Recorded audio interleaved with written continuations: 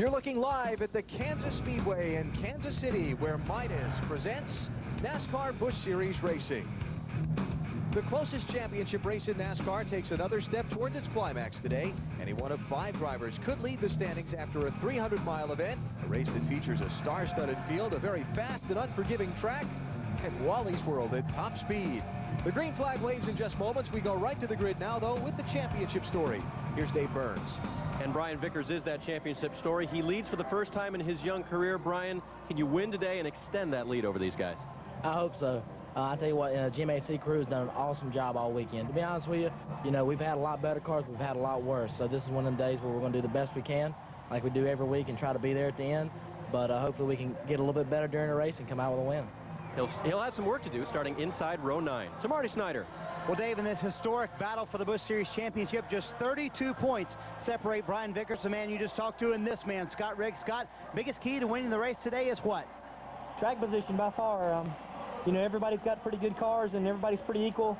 I feel like we've got a great car here on the Nesquik Ford, but track position is going to be what wins this race today. Tires are holding up really well, so I think you're going to see everybody using the gauge to actually gauge their gas mileage to decide when they need to pit. And whoever can have the best track position all day and keep themselves out front and be out front at the end is going to be the man to win. In this race last year, Scott Riggs led the most laps. Matt Yoakum. Well, in 2003, Wally Dallenbach has a new team and teammate in NASCAR Busch Series competition in his bid for his first Busch Series victory. Wally, you're going to have to go to the back due to an engine change. How do things look? Well, we're going to have to try to get through the slower cars as quick as possible, just because I know the leaders are going to be coming. We don't want to get a lap down. So hopefully the car's good enough to where we can weed our way through. And if we're way off, it's going to be tough because we'll get lapped quick. What about a second groove? Do you feel like one will work in? So far, it's pretty much one groove. I hope 2 grooves work in. You really got to get the cars down on the bottom to hook around these corners. So hopefully we'll see that second groove. Wally will drop to the back, looking for his first Busch Series victory, Alan.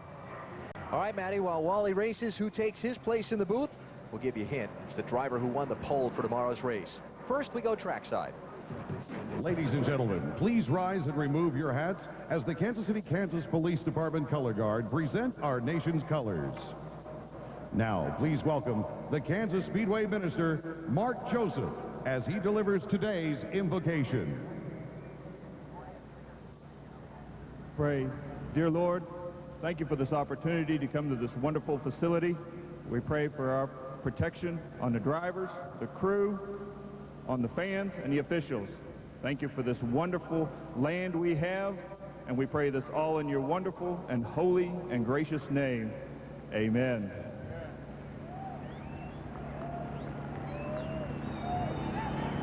And now, please remain standing and join daytime soap opera star from the Guiding Light, Jim Davidson, in the singing of our national anthem. Oh, say, can you see by the dawn's early light what so proudly we hail at the twilight's last gleaming, whose broad stripes and bright stars prove the perilous fight? For the ramparts we watched were so gallantly streaming, and the rockets' red glare, the bombs bursting in air, gave proof through the night that our flag was still there. Oh, say does that star-spangled banner wave o'er the land and of the free,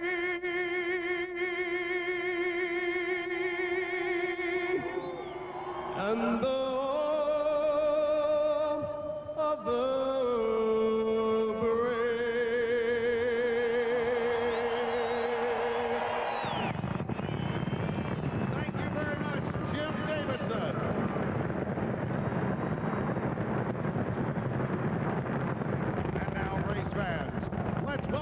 today's Grand Marshal, John Buck O'Neill, for the most famous words in motorsports. Gentlemen, start your engine.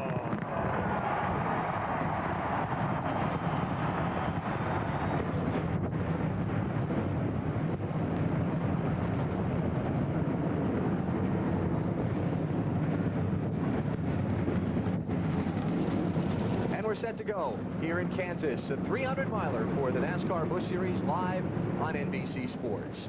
Alan Bestwick, Benny Parsons here, filling in for Wally today while he races. A man who knows how to get it done. 3 times a Winston Cup winner this year, driver of the Lowe's Home Improvement Warehouse Chevy, Jimmie Johnson. Glad to have you here. Glad to be up here, and hopefully I'll do a little better job than Wally up here. Yeah, well, that might not be. Never mind. We'll leave Wally alone for now. We'll just see how this gets started. There you go. Hey, this is a tough racetrack. We see the caution flag wave a lot here. 13, 11 caution flags in the 2 previous Winston Cup races here. Why is this place so tough? I think there's a couple reasons. One, when you're on new tires and the pressures are down, the track's real slick and you don't have a lot of grip in the tires, and like I found out today, you can bust your butt pretty easily. But then the other thing is when you're racing side by side, the groove is really narrow here, especially in the Busch race. The groove hasn't had time to widen out yet, and you put the cars in a bad aero situation, and the guy on the inside gets loose and collects the guy on the outside, and you have a wreck. So it'll be interesting to see how this plays out. Jimmie had a little accident in this morning's Winston Cup practice. We'll show you that a little bit later on. BP, got to talk championship. It's a big story today. No, it certainly is. As someone mentioned, 5 guys can lead you with the championship lead after this race. But the greatest thing they got going for them, there's only 106 points behind between the 2 different guys, 5 different guys. So they can go out and race and try to win, not worry about the championship. No point racing, go for the checkered flag. Exactly. It's a beautiful thing. Got a lot to follow today. Got that great race for the championship, the tough racetrack, the Waltrips and Harvick's taking on the Riggs and Brian Vickers. A lot of great action coming up from here in Kansas when we come back.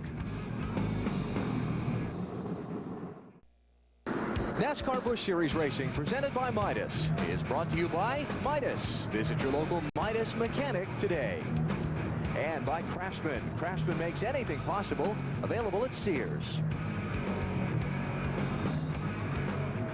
Field of starters in today's 300-mile NASCAR Busch Series race, just rolling off the pit lane to begin their parade and pace laps here at the Kansas Speedway. Very fast mile-and-a-half track in Kansas City, Kansas. Starting lineup for today's race. Michael Waltrip setting a new track record for Busch Series cars in winning pole position. David Green, one of the championship contenders, just behind him in row 2. And while you look at the rest of the starting lineup, we want to get Jimmie to brief Wally on track conditions and things since he was out there earlier. I mean, Jimmie just left the racetrack about an hour ago, so tell Wally how things are out there, okay? You got him. I'm going to try to get him. Hey, Wally, it's Jimmie in the booth. You got a copy? Gotcha. Well, they're asking me to give you some advice based on what happened with me earlier today, and I personally think the track's got a lot of grip. I think it's going to get warmer and tighter as it goes on, but low pressures in those first few laps. Watch yourself, especially in the dirty air. It's going to be a little edgy, and I think the groove's still pretty narrow, but best of luck today. Have a great day. Thanks. You keep those guys up there in line. I know it's a full-time job. You're about to see how hard my job is in that booth. Yeah, I'm already off to a quick start in understanding that. VP's nodding some weird nods right now, but show me how to come from the back tomorrow. Buddy, thanks. Oh, that's right. You got to do it tomorrow, don't you? Yeah, unfortunately. Mm-hmm. And Jimmie had a crash in practice this morning with his Winston Cup car, and he'll have to drop from the pole to the back. And Wally changed an engine, and he's going to drop to the back of the field here today at Kansas. Michael Waltrip doesn't have to drop to the back. He's on pole today. Matt, how about him? Well, before his win at Bristol, Alan, the last win for Michael Waltrip was over a year ago at Michigan, a D-shaped track, sort of like Kansas. Crew chief Bobby Kennedy told me they didn't make any adjustments to the 99 car after the final practice except just waxing it. He's hoping that today's race turns into a fuel mileage affair because they are getting very good fuel mileage. Today burns. A scare for championship contender Jason Keller, only 106 points out of the championship in 5th place. On pit road, a big pool of oil underneath his car in the rear. They've gone and let the car go now after NASCAR let them get underneath the car, clean it up, and now clean up the pool of oil on pit road. They don't think there's anything wrong with it, but we'll definitely keep you posted on that. Marty Snyder?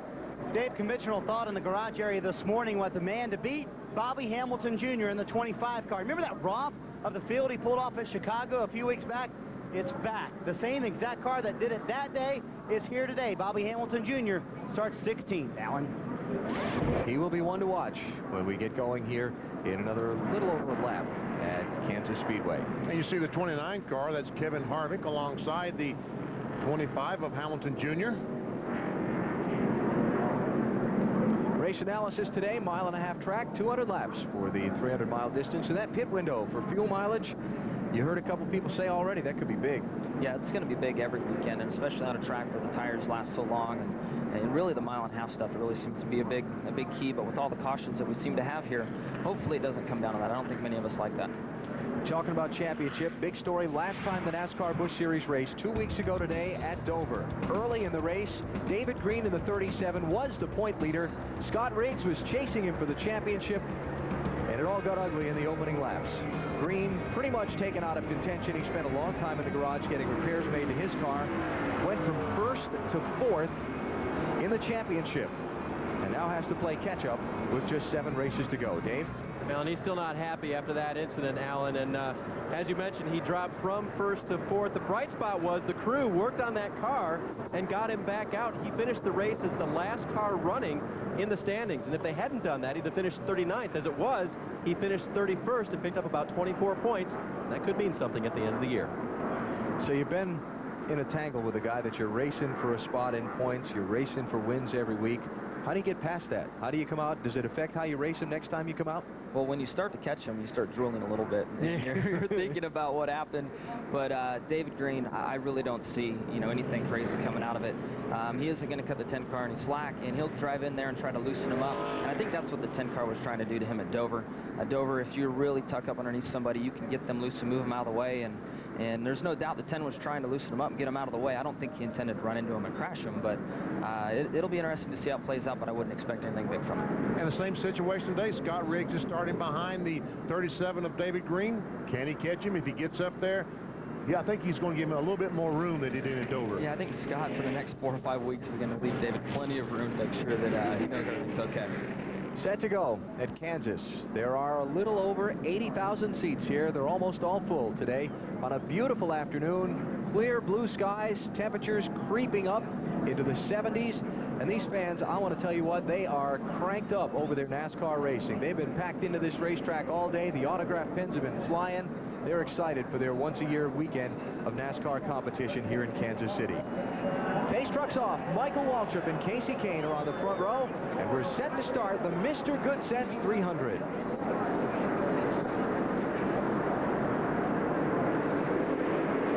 These cars coming down, awaiting the flag from the NASCAR official.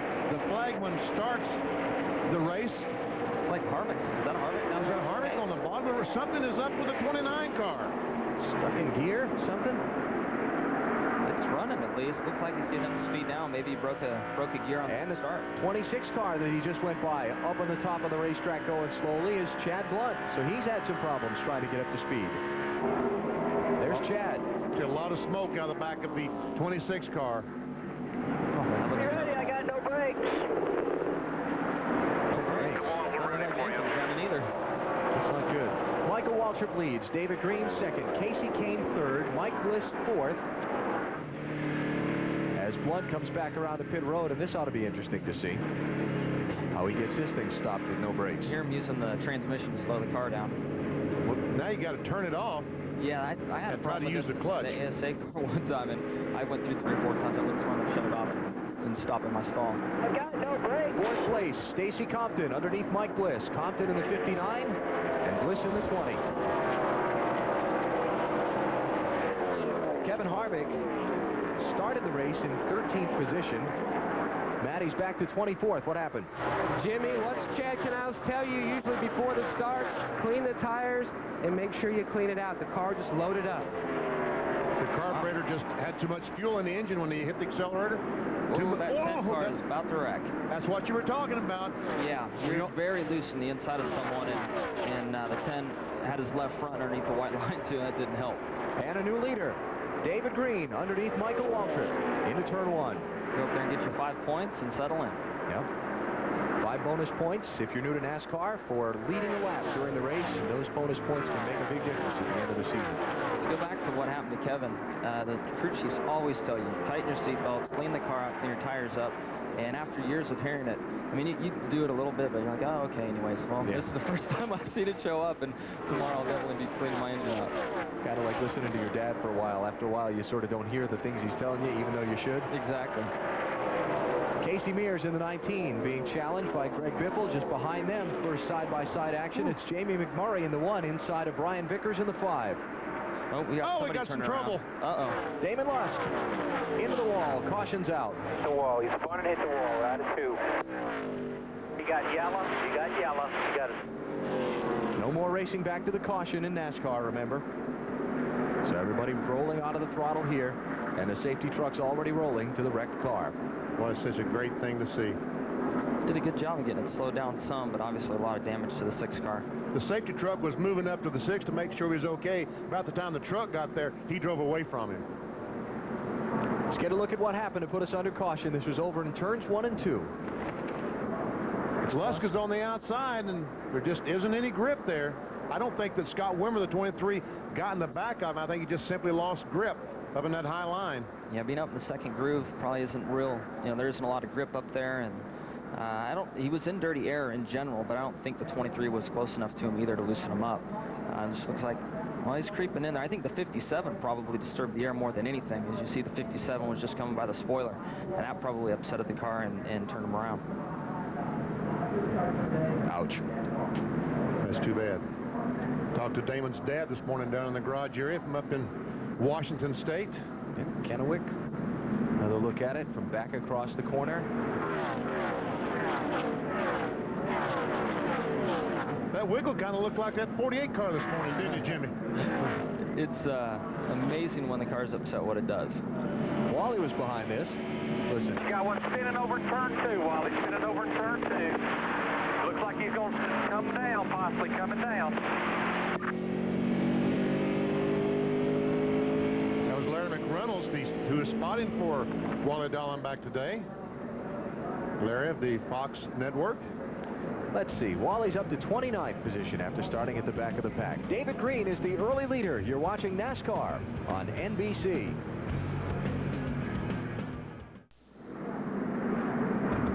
Check the Wendy's race menu. As we come back to Kansas City, it is the NASCAR Winston Cup 400-miler. From here, the Banquet 400. Coverage beginning at 12:30 Eastern Time with Discover Card Countdown to Green. Got a lot of great things to talk about tomorrow before we get set for a great 400-mile race. Tomorrow here on NBC, 12:30 Eastern Time. Got a small change in pit road rules that has gone into effect today. Yes, we do. Here's the first time in line right there. See this cone right beside of there? When a car comes down and they get on this side of the cone, they have to go down pit road. They must. They can't come down this side and shoot back on the racetrack. That is going to be a penalty. Also, they can't be coming here and decide all of a sudden to make a pit stop and come that way. You cannot come on the outside of the cone. If you do, once again, you will be penalized. I just learned something, BP. Thank you. Well, that's okay. Is that new for this weekend? That's new for this weekend. Makes sense. Have a commitment line back there. I mean, that's where pit road speed starts. So that is the commitment line now. And now we have a name for it. Commitment line. Sounds good. We've just learned something from you. Casey Mears been on pit road a couple times, Dave. Yeah, Alan, his car would not commit to the corner. Way too loose going in, and so they came in and made a big chassis adjustment.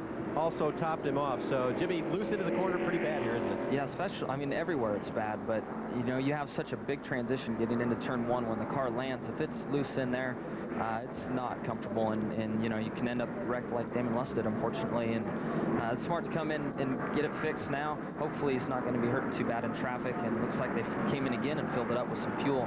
Maybe he'll have some strategy working out for him here at the end. Gave up a 6th starting position and is way back in the field. That's Hank Parker Jr. in the Chance 2 car today, Matty.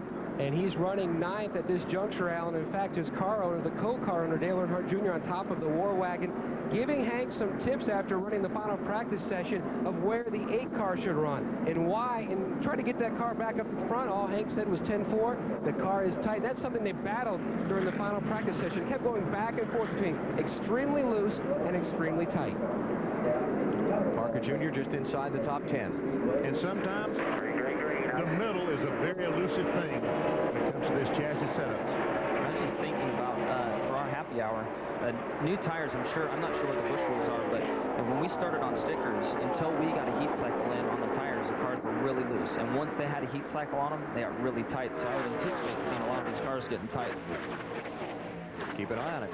Because the heat cycle is what he's talking about. They have run these cars about 5 or 6 laps, got them up at temperature, and when they cool off, that is what we call a heat cycle on tires. Couple changes in the top 6 there. Stacy Compton sliding under Casey Kane to pick up a spot. And there comes Wally trying to work his way up through the field. That's Anthony Lazaro in the 03 car he just passed. So Wally's up to 26th place. And Casey Mears right behind him with a little bit more fuel, though. And hopefully not too tight. Yeah. Oh, here we go. Harvick trying to make up the ground he lost on the start. Brian Vickers at 5 on the outside. You don't want to be there. No, that's not a good place to be yet. He's unfortunately going backwards. I know they hope to be going forward today. Yeah, remember that 5 car is the championship leader in the NASCAR Busch Series. He started 17th, and he's back to 20th, and about to lose that. Now they're lined up. It's hopefully he'll be able to stay calm. It's hard to stay calm when you're going backwards like this and there's so much on the line. And looks like he's at least in line now, and hopefully they can get the first pit stop and work on it. That's Todd Bodine there in the white 48 car, and here comes the 59 of Stacy Compton. A lot of guys in the garage here this morning talking about the 59, just how fast he was.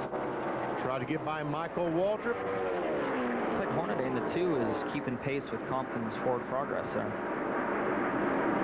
Yeah, he moved by Bliss there in the restart, 2 by 20. And there's Scott Riggs in the 10 car, second place man in the NASCAR Busch Series Championship. And he runs at 11th. He just lost 1 spot as Bobby Hamilton Jr. is starting to move up through the top 10.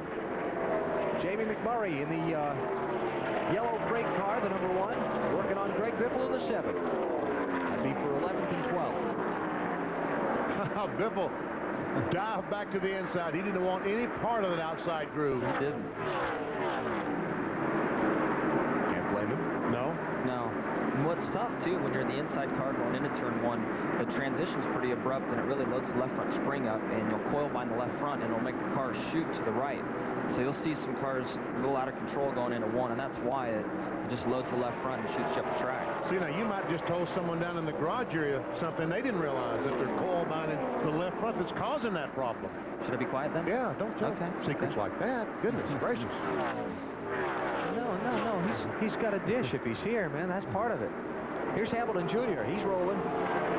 He's already, this will be the 4th spot he's picked up since the restart as he gets around Tony Raines and picks up 8th place. I think it makes it exciting to watch the Busch racing. Guys don't typically work with one another like they do in the Cup Series, and just the last few passes we've seen have been guys that run on the Cup side, and you see them playing the give-and-take game a lot better. It makes for great TV to see everybody racing so hard, but looks like a lot of guys are using their head here early. McMurray underneath Joe Nemechek for a spot. That's 10th place. Should put the 1 car up into the top 10. And Hamilton Jr. threw another one. Just went by Hank Parker Jr. in the 8th. Man, he is going somewhere in that 25 car. And you know what? He's running the NASCAR Winston Cup race tomorrow in a 25 car. 30, which number 35. But this team, you know, he's passed over there. Yeah, he was flying in practice. I think he was 2nd or 3rd on the board, and for practice, he made some long runs that looked really good, and then again backed it up in the 2nd practice. So Hamilton Jr. up to 7th after starting back in 16th place. Also left front on that thing. David Green leading Michael Waltrip. Barely. As we've completed 16 laps. Well, let's see here. Mikey going to go for the lead? Can't take it. And David's going to let him go, too. So, Michael Waltrip, as I was saying, is the leader here at Kansas as Midas presents NASCAR Busch Series Racing on NBC. NBC Sports at the Kansas Speedway in Kansas City, Kansas for NASCAR Busch Series Racing presented by Midas. Michael Waltrip is the leader after 22 of 200 laps. Our Stacker 2 NASCAR Busch Series race facts. Been a very competitive speedway in its brief, now 3-year history. 15 different drivers led this race 1 year ago, which was the most different leaders in a 2002 NASCAR Busch Series race. Well, I'll tell you what, this 25 car, he's going to be a leader pretty doggone soon. look at the distance between his left front tire and the fender well. They've got that left front planted just about harder than anyone, and that's obviously making them work so well and get through traffic. Sounds easy, looks good. We all try to get there, but those guys have got to figure it out right now. You try to get there, but they've done it today. They've done it. Hamilton Jr. up to 4th, Mindy. And remember that big, bad, dominant race car that he had in Chicago and Kentucky? This is the same car, Alan. This team has really gotten back on track momentum-wise the last 3 races, a 4th, a 3rd, and a 2nd. He hasn't said anything on the radio about the race car. It was tight in qualifying, but they got back on track during the final practice session, and it's really beginning to show. That Chicago race that Hamilton Jr. won that we mentioned a couple times was the largest margin of victory in a NASCAR Busch Series race this season. 4.5 seconds he won by. It's good racing. Now, Brian Vickers, NASCAR Busch Series championship leader, started 17th, fallen back to 22nd. Kind of looks like he's struggling a little bit, Dave. How about it? Alan, I talked to his crew chief, Lance McGrew, just before they started the engines today, and Lance told me that yesterday in the final practice session, they were very tight at the beginning of the session, so they continually loosened the car up and actually got it too loose at the end. So, he said they went back to a happy medium, but maybe a little toward the loose side of medium. The car's missed that. Yeah, we got you, Dave. Okay, thank you. Yeah. Dave is trying to be happy. The car is not happy. The car is angry right now. It's not going around the racetrack. And he's, let's see, he's about 15 seconds behind the leader, but the problem is that he's about 4 or 5 tenths of a second per lap slower than the leader. They're going to come quick. Second place driver in the championship is Scott Riggs. He's in 12th place right now. Started in 8th, Marty. Alan, he's fallen back a little bit, and the same exact situation is happening for Scott Riggs. They were tight in the practice yesterday, knew that the race was going to get tighter the longer it went today, or the cars would get tighter the longer they went today, so they started their car loose as well. Too loose for Scott. He's complaining about it right now, and Jimmy, I'm sure when you have a crew chief who wants to start it loose, hoping it'll get tight, it's a handful to drive early on, isn't it? It sure is, and we all try to start the race loose because, as everybody knows, we talk about so much, track gets tighter, the cars burn the fuel load off, and the cars get tighter from that. So you really try to find that balance, but green racetrack, or I should say early in the day, the racetrack's got a lot of grip and maybe just a little too much right now. Riggs going by Nemechek, take over the 11th spot. Riggs in the 10, Nemechek 87. When you got a loose car like this, I don't know if this will help these guys make a 2-tire stop decision any easier. Usually when we put 2 tires on, you end up tighter in the long run. So maybe these guys can, you know, if a caution comes out in the near future, put 2 on and some fuel and have a balanced race car. Updated the top 2 in the championship. How about the 3rd place driver in points? Ron Hornaday in the 2 is back to 8th place, Matt. He started 9th. Allen had climbed up the podium on the scoreboard, then slowly started to fade back. The car chattering the right front tires a little bit. But remember, this team has really been on a roll. They have climbed with only 61 points out of the championship point lead, trying to get Richard Childress not only the car owners championship, but the drivers championship. And Benny, remember our conversation this morning with Ricky Byers. They want this championship. They're focused on it. But what did he say? They're trying to be the ball. They did not go conservative with gearing like some teams did. They're trying to go for the win. That's exactly. He was what I talked about, the driver, the crew chief and driver that I thought about this morning at my opening statement, that being aggressive. They are aggressive in this 2 car, trying to run up front as far as they can, get every position they can. This 8 car is being aggressive right now. Hank Parker Jr. driving for Dale Jr. and Teresa Earnhardt's Chance 2 Racing. Jr. and Hank Parker Jr. are friends. And this ride for Parker Jr. is Dale Jr.'s effort to get Hank back into a full-time ride. He's trying to help him show off his talents and some good equipment. That's great. I mean, Hank is an awesome race car driver and unfortunately isn't in a full-time ride. And Junior's doing a great thing, and Hank's obviously hoping to make the best of it and end up with a full ride for next year. Parker Jr. running in 9th. Ron Hornaday in the 2 is 8th. Michael Waltrip out in front. He's opened up a 2.5 gap on 2nd place David Green. Michael Waltrip is the leader here at the Kansas Speedway, out in front of David Green by nearly 3 seconds.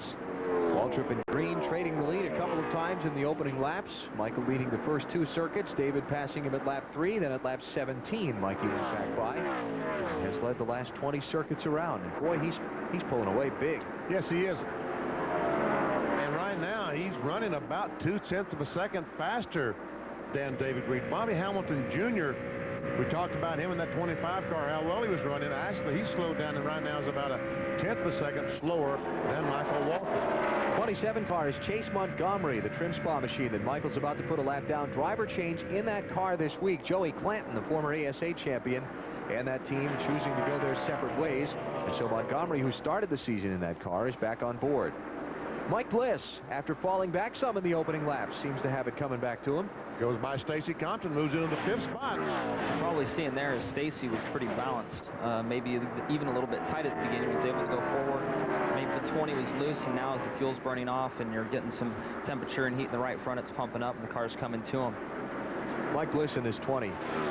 Finished 5th at Dover last race 2 weeks ago today, and it was so great to see because they've had such a lousy summer.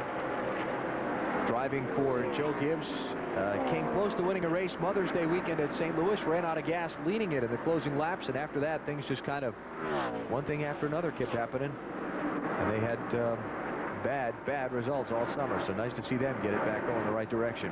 Casey Kane, the 38 car, has closed up on the back bumper of David Green. Casey Kane's done an awesome job. He's got some more experience under his belt, and understands these cars a little bit more, and has been doing just a great job. Last 8 races for him, 5 top 10s. Worst finish in 8 races is 14th. And he's not afraid of qualifying either. No. He's usually up front. Fast is not his problem. No. Right now, aerodynamics is his problem. He's got the 37, but unfortunately, the second groove hasn't come in yet, and it looks like he's going to be stuck there for a little while. So that's the race for second, and you see Hamilton Jr. closing in on them in the 25 car. Groove still is pretty narrow. See a couple guys out there trying to work up there, but it looks like the only reason they're up is because they're forced up there. And that's a concern that the drivers and crew chiefs have this morning as you talk to them, is when you catch somebody, how are you going to get by them? Because you just can't drive up on the outside of them. You slow down 3/10 at least, maybe even closer to a half a second when you get within 5 or 6 car lengths of the car in front of you. There isn't anything you can do. You're just sitting there holding on. That aero push that we continually talk about, when you lose that full complement of air on the car, it just doesn't handle like it does when you're by yourself. See, David's a little tight. He's leaving like 3 feet on the bottom of the track, and what Casey's trying to do is get his left front down there and get some air on the nose, keep it turning. Look at this. Michael Waltrip has caught traffic, and one of them is Wally. On board with Wally. 22 cars, Blake Mallory, youngster out of Joshua, Texas, 23-year-old. Wally's last one on the lead lap in 26th place. Wow, that's impressive. Michael just drove by on the back, buddy. On the outside. That is impressive. It was. You know, it's been a trend we've seen. Yeah, here's Mikey up top, working the top end for tomorrow's Cup race. Yeah. One thing, I got nothing to do other than I'll just work the groove in for tomorrow. Yeah. The trend we've seen from this 99 Busch Series car when Michael's won this year, on the long run, they are strong. They might have trouble. If you get a restart with 10 to go, they might be in a little bit of trouble. But if you get this 30 and 40 lap run like we've got going now, boy, are they strong. I have to think some of the Winston Cup mentality plays over into that. Just longer races, maybe starting the car with lower tire pressures. And then Michael obviously knows how to budget his tires and save his equipment probably a little better than say, the Busch Rangers. I guess the good news for Wally at this point would be that he's in position to get the lucky dog pass here if the caution comes out. You better hope it comes soon, because the 99's...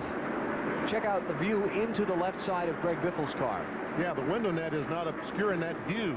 And he has been and is being black flagged to come get that addressed.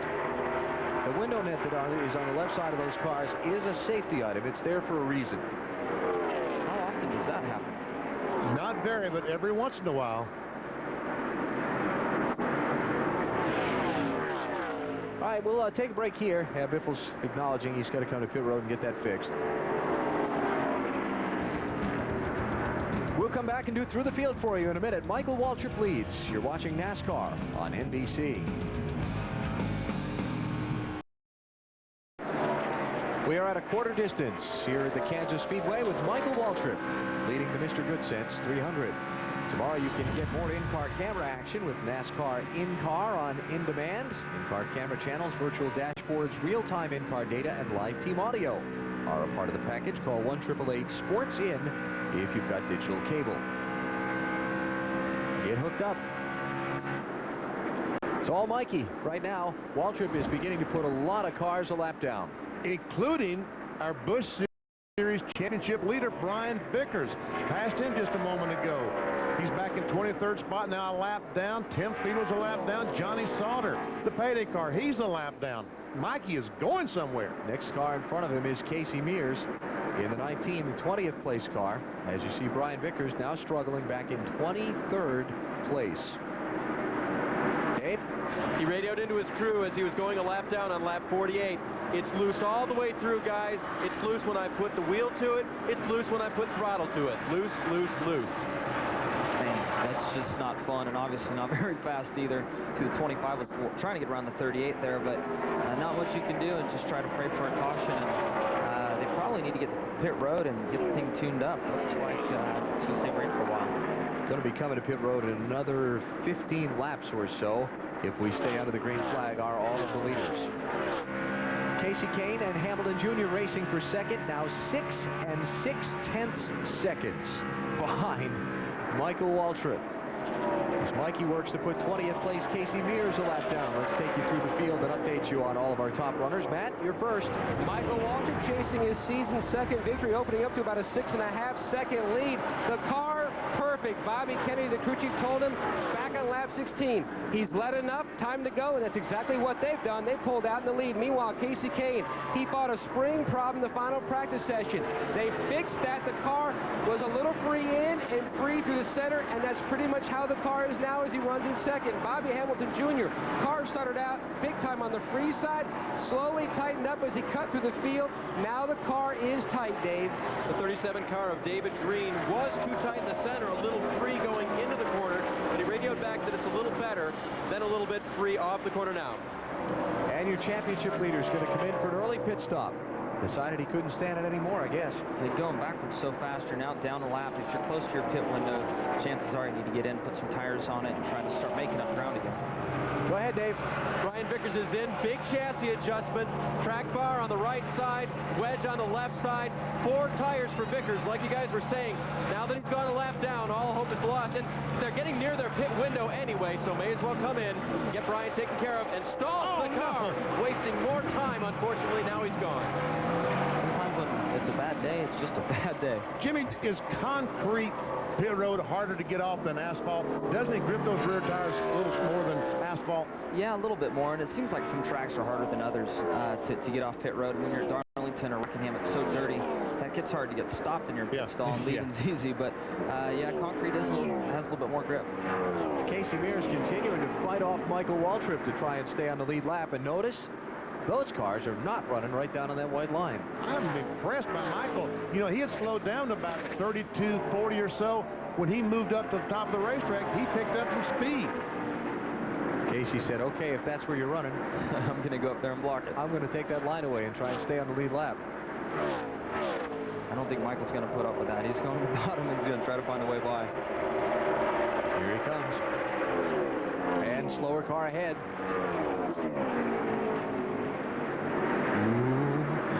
See the death wobble. All right, Walter. So Casey falls a lap down in 20th place. And next ahead is Todd Bodine in the 48 car. 19th place. So I guess your strategy now, normally when you're lapped, you come to pit road and try to, you know, get your tires on and get going. But now I guess you wait till the leader passes the next car so you can possibly catch the free pass. Yeah, there you go. That's a good point. That is a good point. Like right now, Casey Mears would be the lucky dog winner. If the caution flag were to come out, he would get to make up a lap. Casey's drooling to pass the 48, so he can stay in that opportunity. Three-way race for a spot here. Jeff Green's in the 92, Kevin Harvick in the 29, Jason Keller in the 57, and they're racing for 13th, 14th, and 15th. Personally, it's great to see the 92 car back there, staying Randy Herzog, and I drove for those guys for a lot of years, and it was just a shame to see the Herzog-Jackson team have to shut down, and Unfortunately, they probably want to go forward and they're slipping back a little right now, but hopefully they'll get a sponsor and they'll be able to run again next season. The team that you ran the NASCAR Busch Series with a couple of years ago, of course, won with them, Chicago. Yep. We all remember that. We came together a long ways from off-road truck racing to the Busch Grand National, and they are why I'm where I am today, using all the equipment to do what I've done. And the reason they're here, this is their home area. This is hometown for them. I know that there's probably, they're around us somewhere up here in a suite watching, and hopefully the 92 will get up front. 29 car Kevin Harvick. Remember, he fell back some at the start, Matt. Now it looks like he's slowly creeping forward and gaining some of those spots.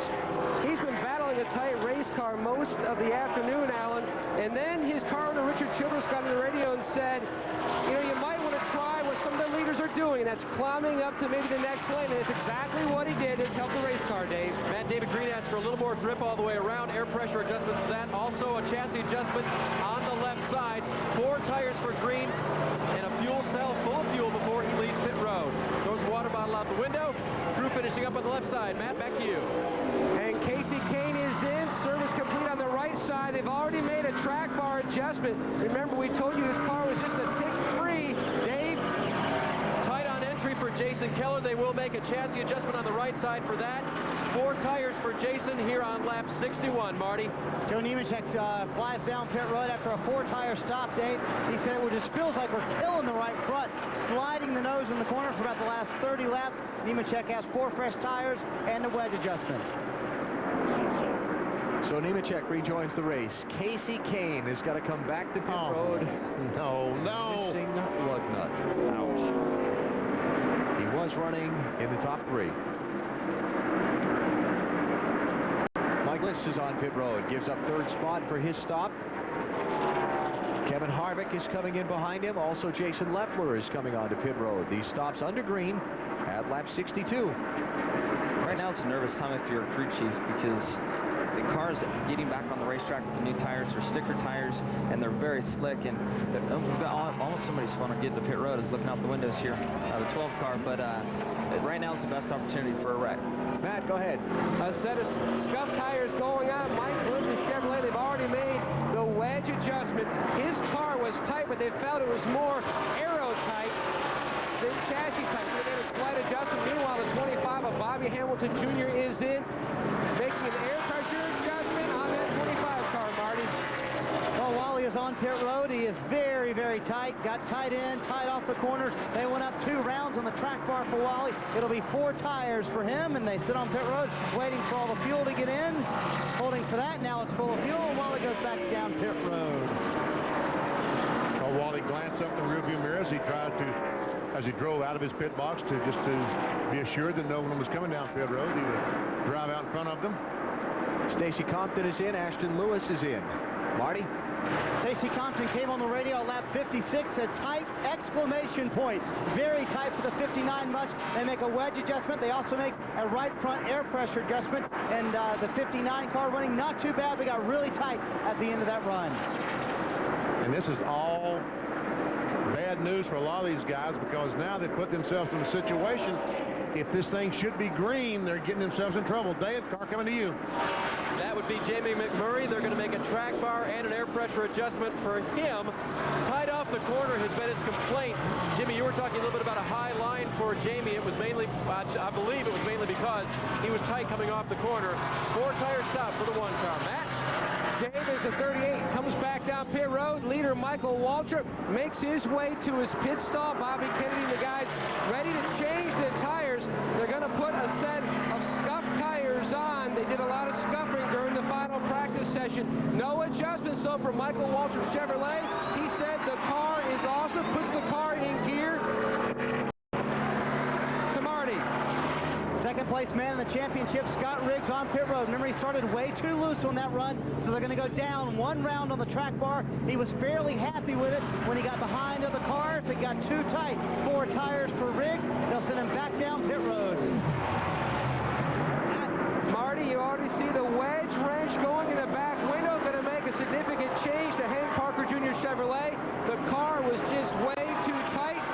Going the scuff tire route as well. A good stop for the Chance 2 team. Ron Hornady took over the lead when Michael Waltrip hit it. Now here he comes down the pit lane. Tony Raines following him in. That'll make Todd Bodine the leader for now. Matt? And Hornaday third in the championship points standings, making his way to his pit stop. Ricky Byers is going to try to fix that race car with a track bar adjustment. The car, which is too tight up off the corner. Ron felt like if they could fix the tightness and get that car to cut more up off the corner, they would be in really good shape as they go to work on the left side of the car. Service complete. So Hornaday leaves. Todd Bodine is the leader. Johnny Sauter, one of the drivers who had not pitted, is coming on to the, he's got some damage right rear. And Marty, is he out of fuel in that 21 car? Is he running? He was out of fuel. BP radioed in. He's out of fuel, but he got it to fire back as he came down pit road. Car was extremely tight. He said, we have to free it up, guys, for Johnny Sauter, the man who won a couple of weeks back at Ridge. Here, on he killed. They're trying to get the engine started in the 21. Here's how it happened. This is Wally. Trying to get the pit road out of gas. 3 wide, on the outside, clear low, clear all around. Good job, buddy. That's when he ran out of fuel, my guess is, and Wally got in the back of him. That's what it looks like. It could have been a heck of a wreck. There's 3 guys there all piled up. Got it going, and he's back out on track. Todd Bodine is the leader. Then Michael Waltrip will take over once Todd pits.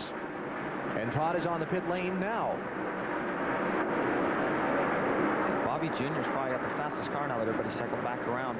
There's the 48 car on pit road. Dave? Welcome back to the Busch Series for Todd Bodine. The car very tight right now. They're going to make a track bar and an air pressure adjustment. Try to make that car better for Todd. He also commented that the tires feel very rough from the start. He really didn't complain about the match, but they're just rough. Trouble off turn 4. Tim Fedowa sliding through the tri-oval grass. Caution flags out.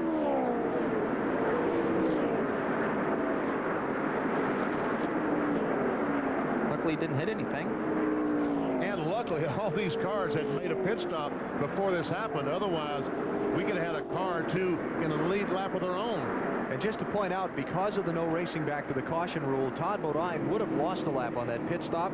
He just got out on the lead lap. Really, I was curious about that. Because Michael Waltrip slowed down like he's supposed to when the caution came out. Todd finished his service and got off the pit lane before Michael came to the start-finish line. It looks like our lucky dog winner is Scott Wimmer. He's the first car 1 lap down in the 23. Down a boy, Scott. You get the free pass after any pit stops that might happen under the caution flag. Second yellow of the race, Tim Fedowa. Okay, now it's official. We have an official lucky dog. What is our sport turning into? Fun, hopefully. Yes, it's good for TV. Yeah, let's get that rubber out and let's move that track bar down a half a turn. Okay? All right, just a half a turn. Okay, good job, guys. That would more than likely mean that he's loose. Rubber out of the right rear, track bar down. That sounds to me like it would be loose. Got some work to do. Pit road is open for lead lap cars here. Let's see if any of them come back in. Most of them were just in a minute ago. I think Greg Biffle is probably the only guy. Here comes David Green, Greg Biffle. Guys that stopped earlier that only going to be able to run 20 or 30 more laps for the only cars pitting. David Green's going to give up third spot for a trip down the pit lane, but all the other front runners stay out under caution at Kansas. NASCAR on NBC live at the Kansas Speedway in Kansas City, Kansas, as Midas presents NASCAR Busch Series Racing. 73 of 200 laps complete under caution for the second time after Tim Fedowa had a problem in turn 4 and wound up in that pretty little grass strip inside the front stretch. Let's check it out. Now, he did a good job here. This could have been a lot worse. You can see him, second car in the screen starts wiggling. He wrecked for maybe close to half mile, quarter of a mile, just didn't hit anything. Gets down the grass and slides in these drives through all the logos in the grass. I know these track officials hate that. Tim back out on the speedway, though. 1 lap down, 26th place. Nice save. Very good save. Really no damage. You might have got the right rear on the wall, but you can see the spoiler still on it and up where it needs to be, so he's in good shape. Jimmie Johnson joining Benny and I for our coverage today while Wally races.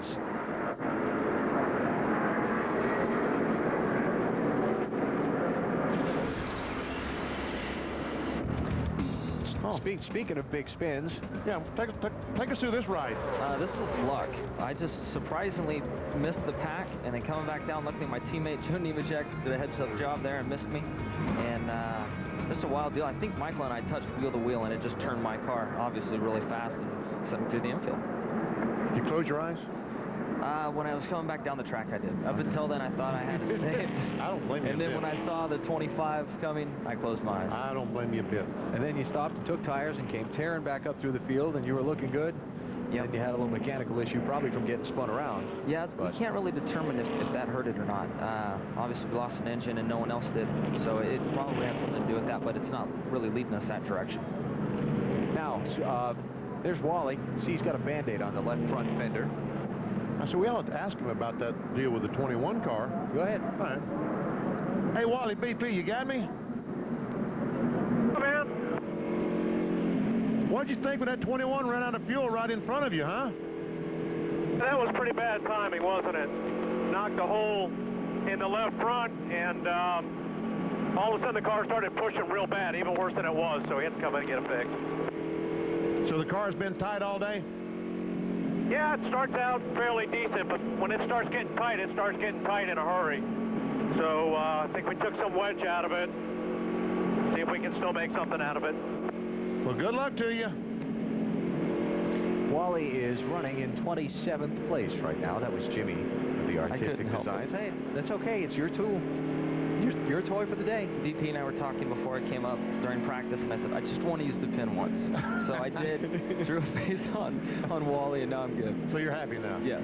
There you go. Also pitting under this caution were most of the contenders, matter of fact, all of the contenders for the NASCAR Busch Series Championship. The lead lap cars that stopped included David Green, Ron Hornaday, Scott Riggs, and Jason Keller. Now Brian Vickers is in for a second stop under the yellow, Dave. That's right. During the first stop, Alan, they tried to fix his loose condition by putting a spring rubber in the left rear, going down to the track bar, and disconnecting the chain on the left rear. But they also were told by NASCAR that they had something sticking out the right side in the way of a side skirt, so they had to come back down on pit lane and fix that, and they also topped off with fuel. You know, it's ironic that Lance McGrew, the crew chief, and I talked about the chain on the left rear this morning, jerking the left rear off the ground.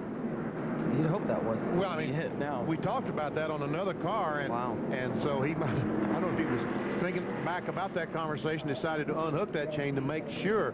See, they put a chain on the left rear when they jacked the car up to change tires, so that chain pulls the tire off the ground. Well, sometimes the chain gets in the right position, it'll jerk the left rear off the ground on the racetrack. Especially with as soft as the front springs are now, Yeah, you're exactly. having all the left rear travel. It's probably not typical. Back underway. Michael Waltrip leads. Bobby Hamilton Jr. is second. Jamie McMurray with a quick challenge to the outside of Mike Bliss for third. Todd Bodine in that 92 car, or I'm sorry, Jeff Green. Yep. Todd used to drive the car. He's trying to get that lap back. He wants to stay in front of Michael Waltrip, doing all he can to be in the lead. It's like Casey Mears has some problems getting up to speed. A bunch of cars get all bottled up behind the leaders while we watch this up front. Hamilton Jr. going to try and follow Jeff Green underneath Michael Waltrip if he can. Right now, Jeff Green needs to fight hard. If there's going to be a caution, well, it's going to be 3 wide. There's going to be a caution. It would be here now while everybody's bunched up. There was going to be a caution flag if Hamilton Jr. in that 25 had tried to make it 3 wide.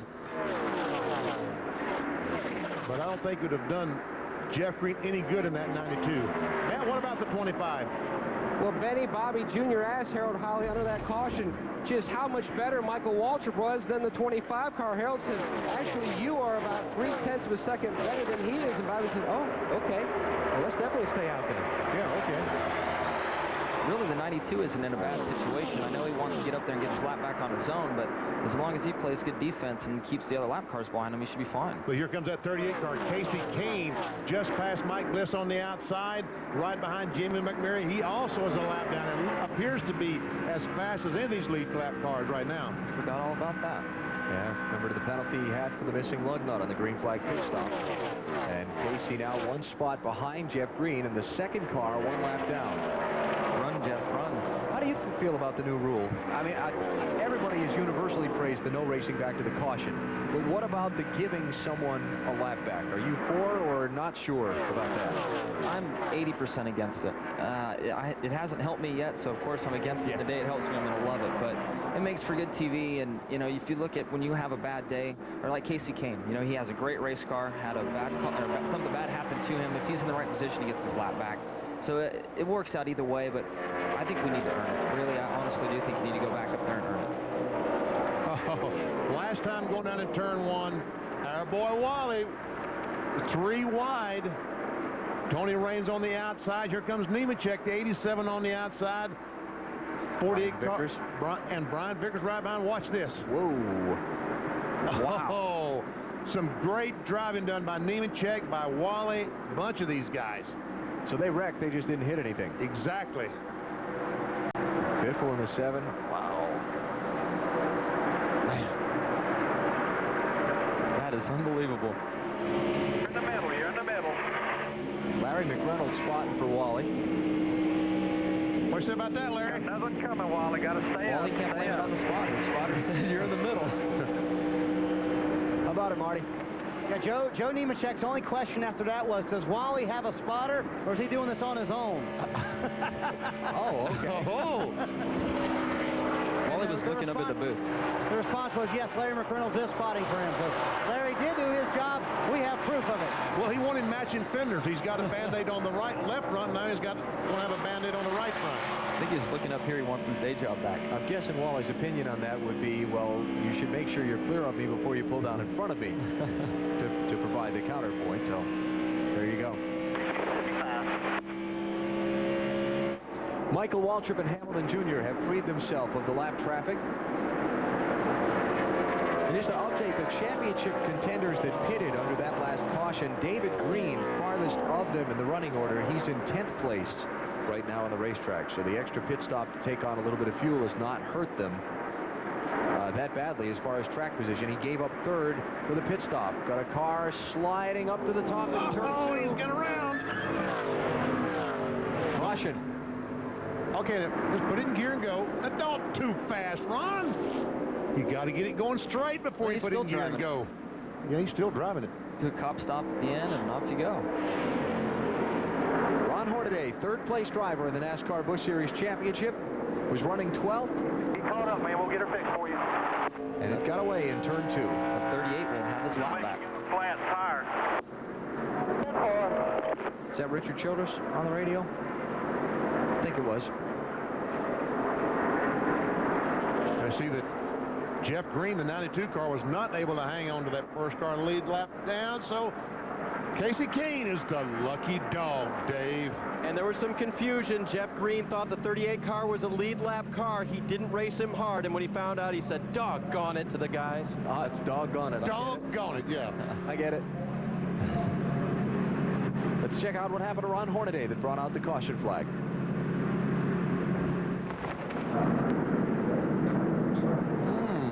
Loose. There's not a lot of grip up in that outside lane for the 2 car of Hornaday.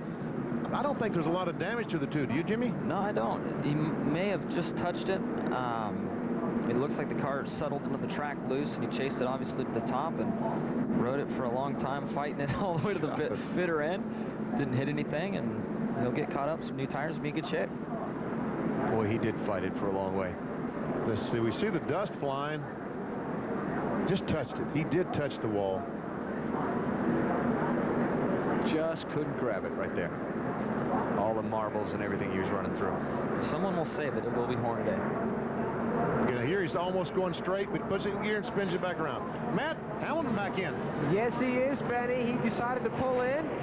Right side tires on, getting ready to put a set of, looks like scuffs on the left side of Bobby Hamilton Jr.'s car, giving up that 2nd position. Very strong race car today. See Kevin Harvick leaving pit road. Also got Stacy Compton pitting, Joe Nemechek among lead lap cars, and Ron Hornaday in to get some fresh tires on his car. But leader Michael Waltrip and a number of the other front runners have stayed on track. And we're at lap 85 of 200 here at Kansas Speedway. Back with more in a minute.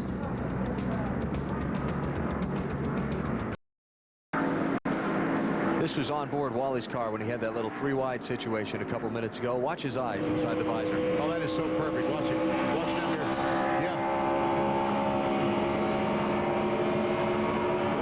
Uh-oh. Looked like he looked in the mirror right when Joe turned down. Wasn't looking where he was going. He just had to take a shot at him real quick. Yeah, that's okay. Why not? That was so close. Draw another face on his helmet. See, one thing you learn about this is you have the microphone, you have the last word. Unfortunately, he'll probably find out by tomorrow, and he'll have all kinds of new things drawn on my face. You're catching on. How'd you like to win a trip to New York City and work as a special correspondent at this December's Winston Cup Awards ceremony? If you pay special attention on Sunday to which driver's leading the race at lap 50, you'll need to know that to enter to win the NASCAR Big Apple Sweepstakes. Jimmy, you were up in New York this week and spent some time with some heroes. Yeah, I did. It was really neat to go by this firehouse. I think they lost 9 out of 12 guys, and the gentleman that was showing me around, his brother was one of the ones that was lost, and he's really made that firehouse his home and is there, and very nice, caring guy. And you forget about what's happened until you go back and you see it in person, and you see the shrines that they have and all the firehouses around there, anywhere on the street. It's amazing, and people still today are leaving flowers and wreaths and just showing their thanks for what they did for you know, what happened on 9/11. The human legacy, if you will. It's amazing. Yeah. Very sad, but amazing. We go back racing here in Kansas. Michael Waltrip is the leader. Jamie McMurray is second. Mike Bliss third. Hank Parker Jr. fourth. Ashton Lewis is fifth. David Green, Scott Riggs, Jason Keller, Todd Bodine, Scott Wimmer, the rest of the top 10. The first car that pitted was Bobby Hamilton Jr. He's back in 13th now. He was second before the pit stop. Mike Wallace, the 4-car now, trying to stay in front of the leader, or at least be the first car 1 lap down in case the caution flag were to come back out.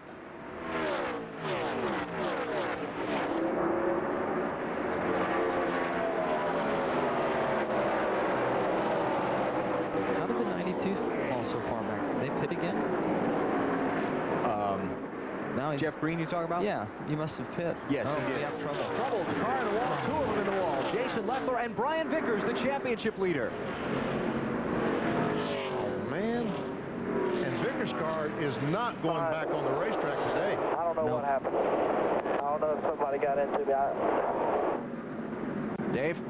Okay, you just caught the end of that transmission. He said first, I am fine. Now, they had just pitted, put themselves way back in the pack because they were still working on that loose condition.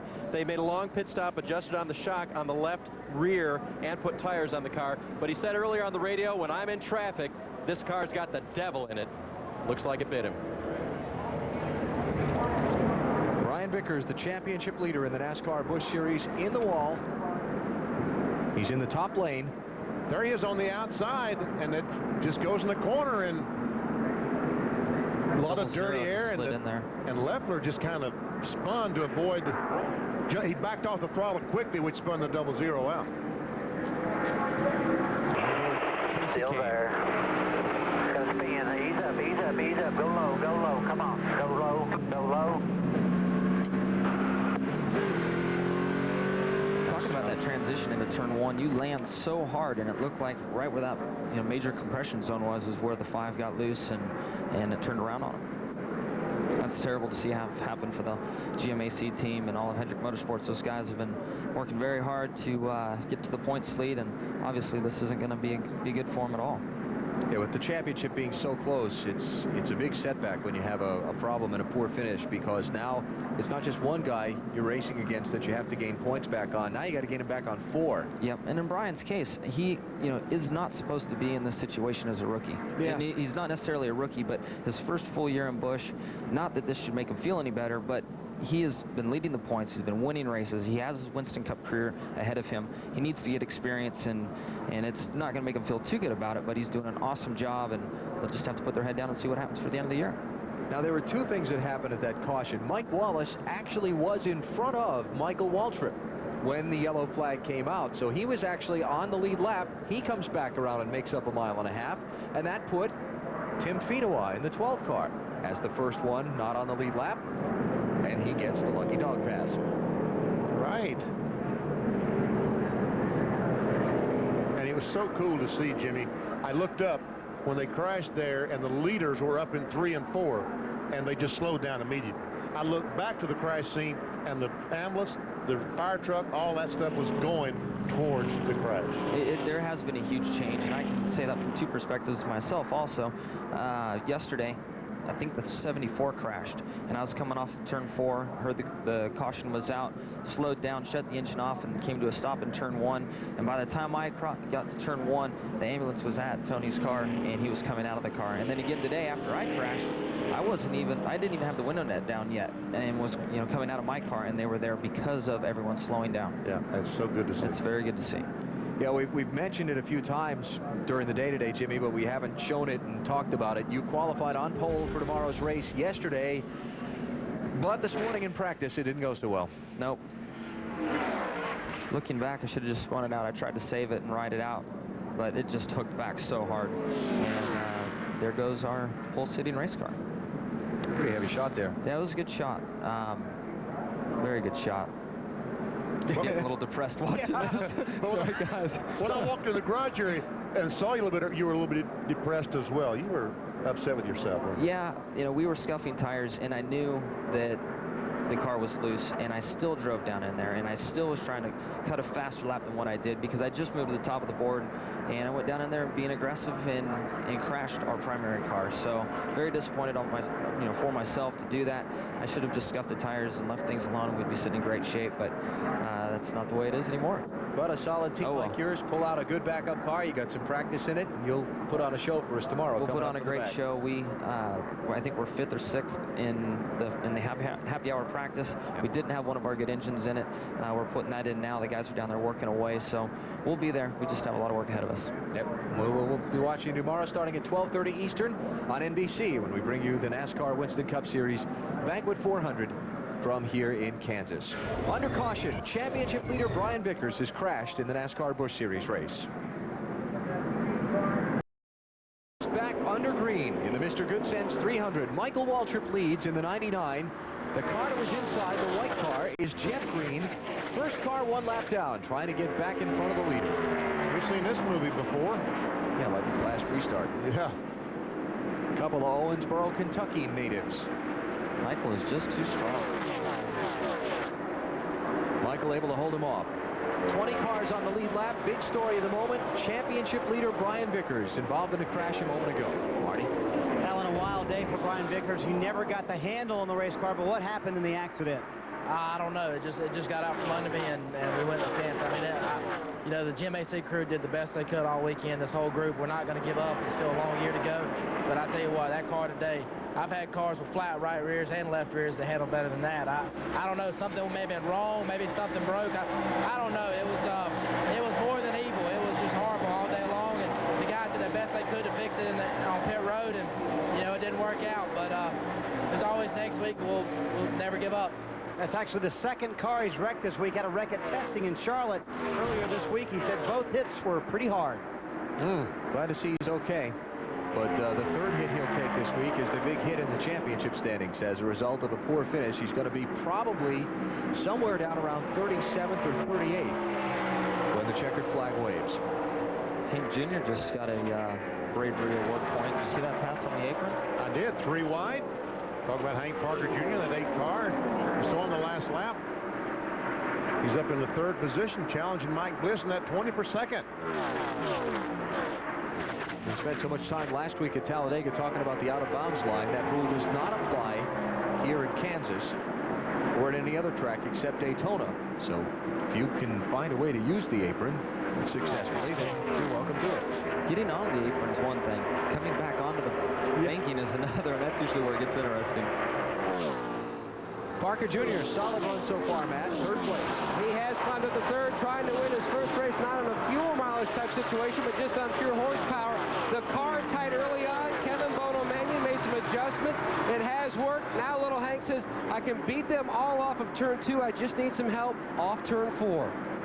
Well, he's fallen back a little bit from Mike Bliss, and he's got a challenger on that rear bumper, the 1 car, Jamie McMurray.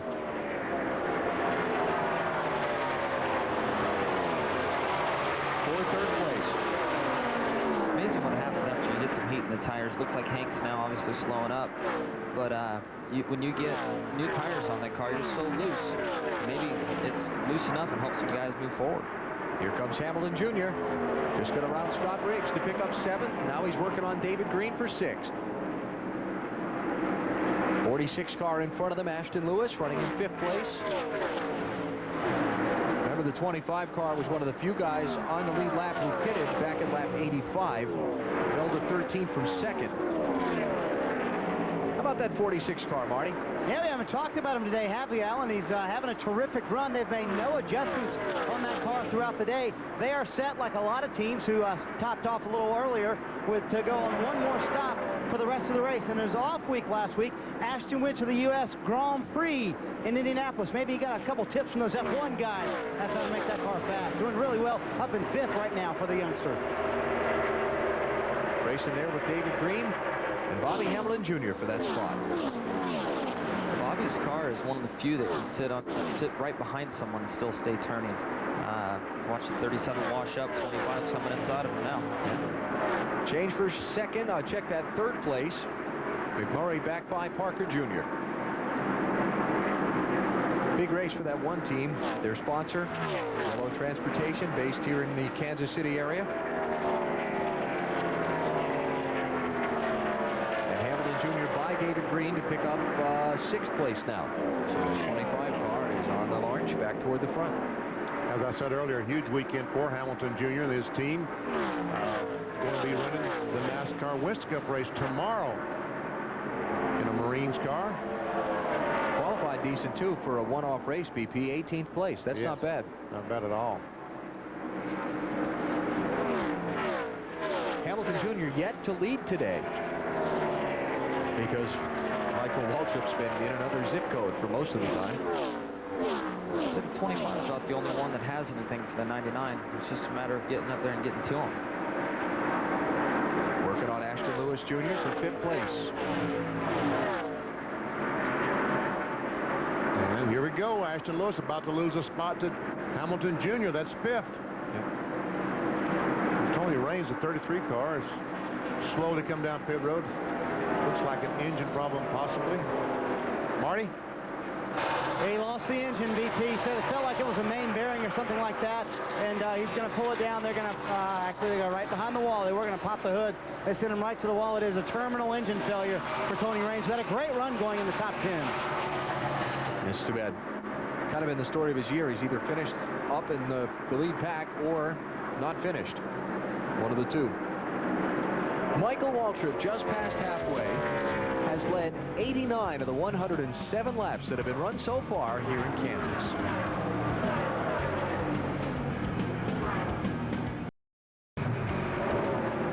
Michael Waltrip's dream machine is handled like a very sweet dream so far today here at the Kansas Speedway. He has led 94 of 112 laps, now 95 of 112. And he's out in front by 2 8/10 seconds, and the caution is coming out for the 22, Blake Mallory, blowing up.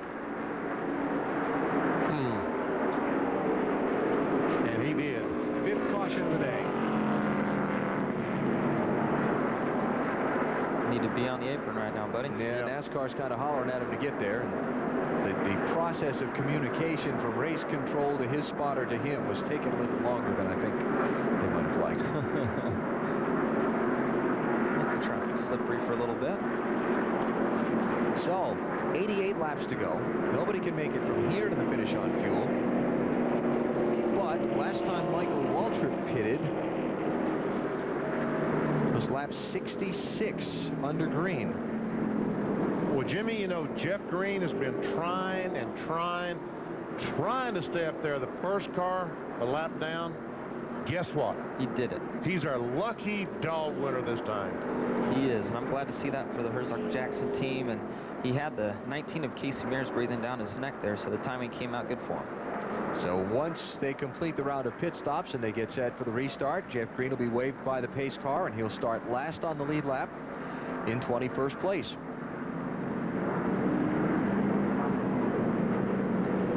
A good thing for him. Very good thing. Talked to Tony Liberani, the crew chief on that 92 team this morning. He said, you know, we need to find us a sponsor because I don't like this. To showing up at the racetrack every now and then. We need to be here every week. No, I think he's been riding his Harley a little bit more than he's wanted to. Yeah. Even though he likes it, but I think he'd rather be at the racetrack. What a place this is, huh? 3 years old. All 80,187 seats are sold. And they're all going to be watching some pit crews go to work right now. Michael Waltrip going to lead the field in. Stop's going to be at lap 114, and they'll be with 86 laps to go. Marty? Second place man in the championship, Scott Riggs, his pit road running in the 8th position. An excellent chance for him to gain some ground today with Brian Vickers out of the race. 4 tires, the car is tight. They go up 2 rounds on the track bar. Dave? Third place, Jamie McMurray. At first wanted no adjustments, then the car a little bit tight. They decided on a little air out of both left side tires. Matt? Michael Waltrip was about 15 laps shy of his window. They now feel like the calculations are going to be about a 3-second splash and go. If we do not get another caution, 4 tires for Michael Waltrip, no adjustments. Got some guys played the 2-tire game there. Hamilton Jr. off pit road first, Hornaday off second. And Michael's going to come back out about 5th in line. 4 has got to be better unless you were really, really loose. 2 tires stop will probably work for you. Check on that 25 car, but I'm pretty sure he just got 2 tires to go from 5th to 1st. So Michael's going to be farther back in traffic than he's been all day. Remember, he started on pole. The farthest back he's been in the field has been 2nd the entire race. Hamilton Jr. fuel only, no tires. That'll be interesting to see how it plays out. Well, we'll find out. We know we're not wearing them out here. Here's the pit exit camera. Okay, there, finally, Hornaday comes down pit road. Now, where's... Okay, finally, they're Fedewa, Scott Wimmer. I know Wimmer got rights. There comes Michael. And I guess Bliss also, 4 tires. Yep. Matt, how about Bobby Hamilton Jr.'s team making that no-tire call? No tire call, Alan, because back on lap 85, they pitted and took on tires then. So now Harold Holley just going for track position. Well, he's got it. New leader here at Kansas is Bobby Hamilton Jr. His first lap led all day. Back for the restart in a minute. Coverage of the Banquet 400 begins with the Discover Card Countdown to Green. We'll talk to the stars of the series as they get ready to race. We'll look back at Elliott Sadler's tumbling crash at Talladega. Dave explores the safety measures designed to protect a driver. Wally takes a look at the rapid response of the safety team. Benny shares some of the international flavor found in the Winston Cup garage. And we'll take a road trip with Matt and Katie Kenza. My grandpa said, what's his name is here? All tomorrow, beginning at 12:30 Eastern Time on the Discover Card Countdown to Green. It should be fun. That's love right there. When your family says, oh, what's his name is here? Yeah. Matt Kenseth among those in the spotlight on Discover Card Countdown to Green, followed by 400 miles of Winston Cup racing from here in Kansas. 12:30 Eastern Time, NBC tomorrow. So we've seen some guys play the fuel-only game here under this caution flag. Hamilton Jr. leads. Ron Hornaday is second as the field is on the 1-to-go lap before the restart. Tim Fedewa third. All those drivers just fuel only. Scott Wimmer, right side tires only, he's 4th. Then Michael Waltrip, who's led most of the race, now back to 5th on 4 tires. Mike Bliss 6th. Then Stacy Compton, fuel only to get up to 7th. Ashton Lewis 8th. Greg Biffle, right side tires only to go to 9th. And 10th is Jason Keller, followed by Kevin Harvick, Jamie McMurray, Scott Riggs, Casey Kane, Joe Nemechek, and Todd Bodine. David Green, an extra pit stop, back to 19th. Let's talk with Wally. Hey, Wally BP, you got me?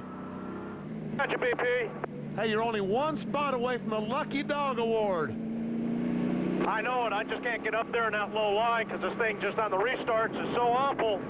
I get run over. So we'll just keep working them. Okay, just remember the 19 car. He's the lucky dog right now. Get up there. Lucky dog. Now maybe we'll still be lucky dog before the day's over. Hey, we're all here. We're lucky. All right, pace truck's off now. A handful of guys come down and top off if you want to go there. Lead lap cars, the 8th and 92 I saw for sure. The 27 and the 44 also came in and topped off. Oh, man. Bobby. He's going to be black flagged. I hope to tell you. The race leader has jumped the restart. But you saw the line there that signifies where the leader is somewhere in that area that you're supposed to, but it's not 100 yards before that. I wasn't looking, and I didn't see it, but I feel terrible for him. I'll bet you we'll show it to you again here in a second. Oh, Hamilton Jr. is going to get black flagged for jumping to restart. I'll tell you what, he is so hot right now, Harold Holly. There's the black flag. And further word from NASCAR race control is that failure to maintain speed on the restart, basically saying he brake checked the field and then took off. Okay, Jimmy, watch. Now, he's supposed to restart. Well, we can't. Farther ahead. Much farther ahead than there. Looked like he brake checked. He just punched it early. When you have Hornaday behind you, everybody knows Hornaday is going to get you on a restart. When you pull Hornaday like that, I guess you can't lie about it. Well, that's not too good. He's on pit road now. And the new leader is Ron Hornaday in the 2. And this is the race for the lead. 23 Wimmer, the yellow car, the Stacker 2 machine, and Michael Waltrip in the 99. All racing for the lead. So Wimmer, the 23, goes to the lead. Michael trying to get on the inside of the 2, does. 25 is trying to get off pit road and up to speed before the leaders get to him. It's going to be tough. It's going to be close. I think he's going to make it. It's going to drop him to 21st place. Still on the lead lap, though. They're going to be on his bumper when he gets up to speed. He's probably a little hot, so they'd have a heck of a time passing him right now, you think? Well, this race has had a couple of twists to it, and that's one of them. Hamilton Jr.'s team gets track position. The restart goes bad. Scott Wimmer now being challenged for the top spot by Michael Waltrip. Oh, just drives by on the outside. How good is that? Only guy to do it. The 21 right now is not very excited to see the 99 coming because he's just now on the tail end of the lead lap. Michael's got 4 tires. Whoa, Bliss is a big save. Mike in that red and white 20 car there. Michael Waltrip with 4 tires on his pit stop a minute ago, so all these guys he's passing either with 2 or just fuel. So here he is with 4 fresh tires back in front already. Whoa, trouble, turn 4. Tim Fedewa again. Another long slide off the corner down into the tri-oval grass. Almost on top of his old marks. Yeah. And guess what? That keeps her going once again. Kind of consistency. What do you, Yogi, say? This is deja vu all over again. That's a big break for Hamilton Jr., that caution. Our Lucky Dog Award is going to go to none other than Wally Dallenbach. You know, you're right. Because 2 cars on the lead that advanced. Yep. When Hamilton Jr. had his penalty and pulled off, Johnny Sauter and Casey Mears went in front of the then leader, and that put Wally up there to get the old Lucky Dog Award. Hey, Wally, BP. I guess he's talking to the crew. Wally, BP. BP. You lucky dog, you. The lucky dog? Yeah.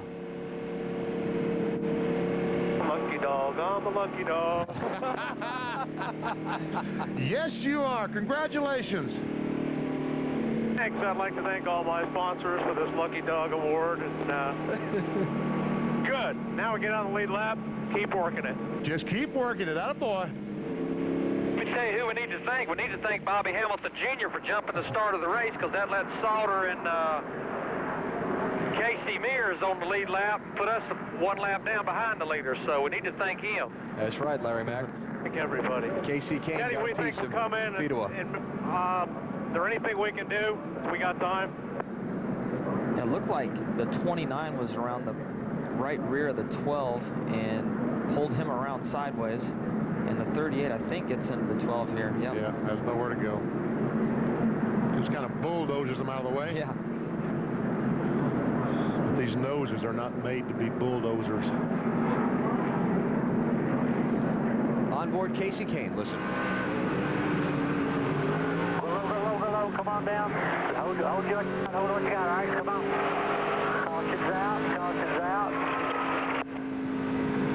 There are pins and needles out there. I mean, when the car has consistent air on it, you think your life is great, and then as soon as somebody gets in the wrong spot around your car, it causes a lot of trouble. Got 6, 7, 8, 9 cars coming down pit road. 6 of them on the lead lap. Ron Hornaday, Casey Kane, Jason Leffler, Joe Nemechek, Scott Riggs. Most of them just topping off the fuel, Matt. And that's exactly what the 2 car is going to do. They're going to change tires and top off for fuel while the debate continues with the leaders of whether to pit or not pit. Michael Waltrip at this point, 5 to 6 laps shy. Ricky Byers wasn't going to chance it, as the 12 also hits pit road. And Bobby Hamilton Jr., as we talked, we see him doing the work on Casey Kane's right front where he made contact with the 12. And, you know, we talked about Hamilton Jr. getting black flag. Well, one saving grace, he is still on the lead lap. In 20th position, but on the lead lap. Got a caution early enough. He didn't pit there. He's going to pick up spots on all these guys that stopped. Michael Waltrip leads, 75 laps to go. You're watching NASCAR on NBC.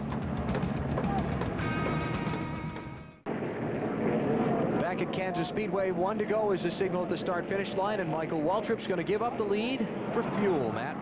They went back and forth with the fuel mileage calculations and still felt like they needed to come this time. Michael said that he had not been conservative, so they felt like they needed to come in and top off, Dave. Jamie McMurray's crew is going to make a wedge adjustment and put scuffs on the car. He's a little bit tight. And on their first green flag run, they went 65 laps. And remember, you're always a little bit conservative on that first run. So who knows, 68, 69, maybe? She even let the jack down, and Jamie did not have it in gear. Make sure the rev limiter was working. Yeah, exactly.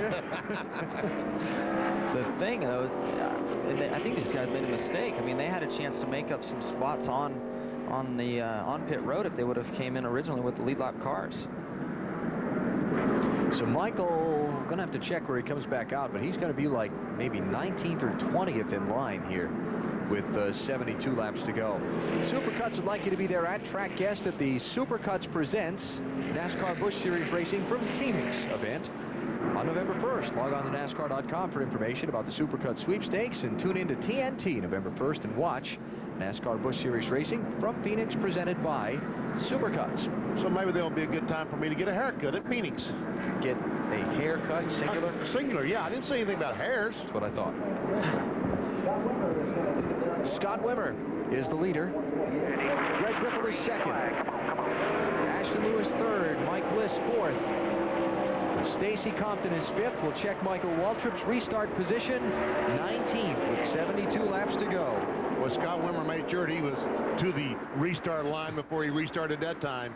Absolutely, and you know, hats off to Greg Biffle and that team. But the problem they had on, earlier in the race with the window net being down, here they are in second with the end of the race in sight, and packing a lot of air into the back of the 23. Oh, yeah. Maybe not be second for long. Yeah. Here comes Biffle.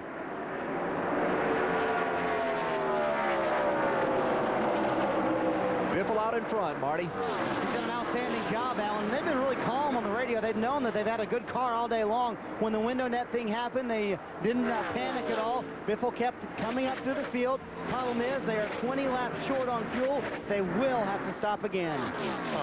It was at lap 45 that Biffle had the window net down and had to make the green flag pit stop. Oh, we got a car spinning. Ramon, Jason White. Now he's turning behind the wall. I thought he was spinning. He was just turning. He was making an unorthodox turn, but he had a mechanical problem, and he got it off the track and let it stay under green. Very nice, Jason. There you go. Kevin Harvick's thinking about making the outside work around Hank Jr. Harvick trying to get 5th place away from Hank. 29 car Harvick this week. You asked me earlier during a commercial, why is Harvick running the 29 car? Story is he had cut this deal with Sonic, one of his sponsors, to run this Kansas City race before Richard Childress came up with the package from the Payday people for Harvick and Johnny Sauter to split the time in the 21. So that's why they have the extra car here this week, and Harvick's in this car.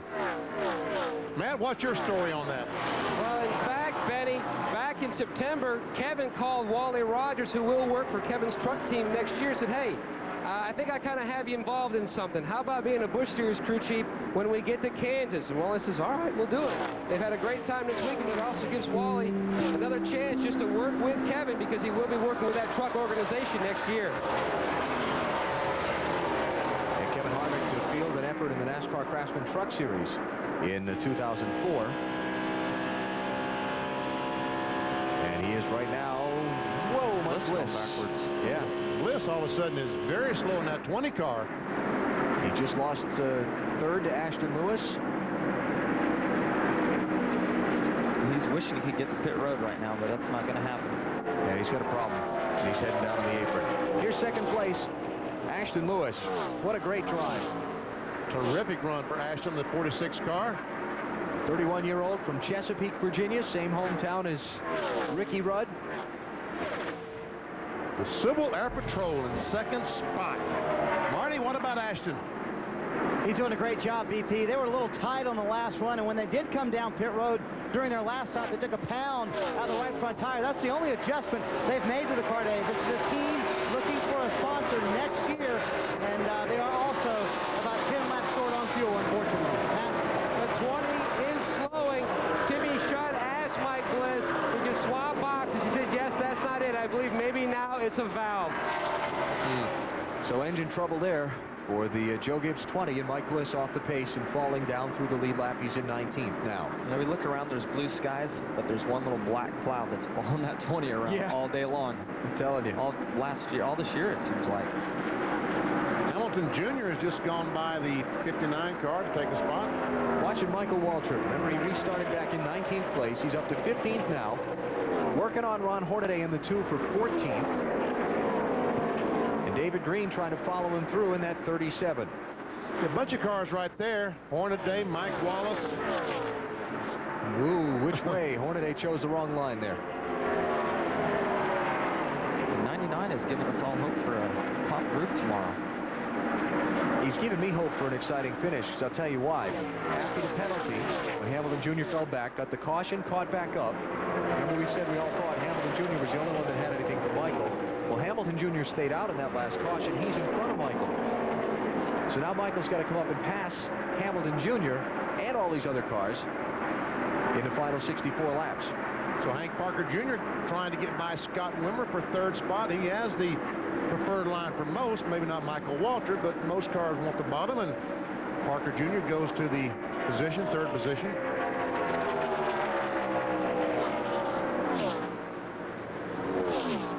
Greg Biffle out in front, 7th different driver to lead the Mr. Goodcents 300 at the Kansas Speedway. He's up by 1 second on Ashton Lewis.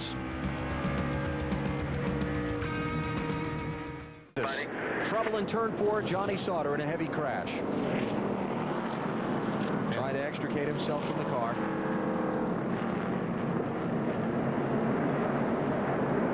And you see he walked away from his radio hookup, but he was not worried anything about that. He was just worried about getting out.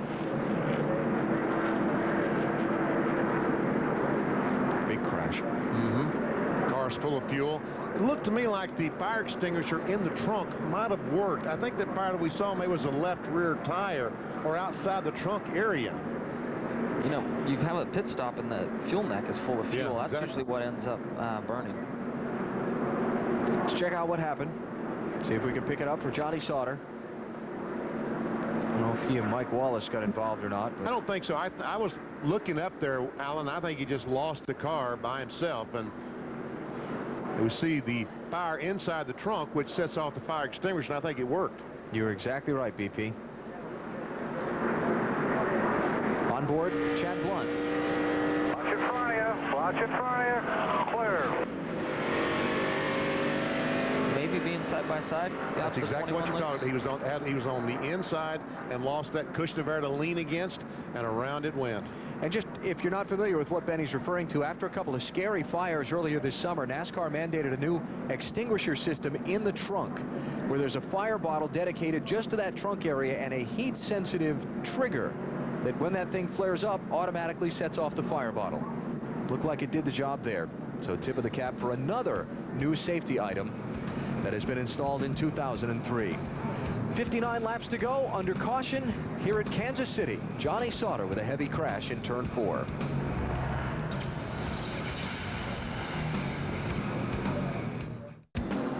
NASCAR Busch Series Racing, presented by Midas, is brought to you by Smooth Busch Beer and easy drinking Busch Light. Busch, the proud sponsor of the NASCAR Busch Series. By Midas. Visit your local Midas mechanic today. And by Suzuki, maker of innovative motorcycles, scooters, and all-terrain vehicles. Back at Kansas, pit road is open. For lead lap cars, under caution after Johnny Sauter spun and crashed in turn 4, the leader Greg Biffle comes in. Michael Waltrip stays out. Hamilton Jr. comes in. Marty. Biffle, the very first pit stall in the end of pit road. He said, I know some guys are going to take 2, but I think we should take 4. There'll be no changes on the car. Ashton Lewis in the middle of your screen. 4 tires, run 1 round of wedge out. Car a little bit tight for Ashton, hoping to get it a little bit looser on this next run. Matt? Before the caution, Scott Wimmer was 10 laps shy of making it. They also made a track bar adjustment, went up, going to put a set of scuffed tires on the 23 car. Dave? 57 car of Jason Keller leaving pit road now. They went up on the track bar. The car was tight, and he also didn't like that last set of tires. Said he felt a vibration, so they wanted to make sure they changed those tires when they filled it with fuel. Keller rejoins the chase. Just joining us, big story today, Brian Vickers, championship leader, involved in a crash back at lap number 89. Was racing 25th at the time, having a poor day. He has just returned to the racetrack, 49 laps down in 36th position. Hank Parker Jr. takes over the lead by not pitting under this caution flag. We'll reset it for you after they clean up and we get set to go back to green. How about a Wrangler 5-star finish? We got a great Busch Series championship shaping up this year. Well, how about 1992? That's Bobby Labonte in the season's final race in Hickory. Going into the race, Joe Nemechek had a 33-point lead over Labonte. Bobby did what he had to do to win the race, but Joe wound up finishing 6th and took the championship by 3 points. Count them, 3. Wow, that's close. I remember the day well. Most disappointed winner I ever saw was Bobby Labonte when he got out of his car in victory lane, and they told him he lost the championship. So close.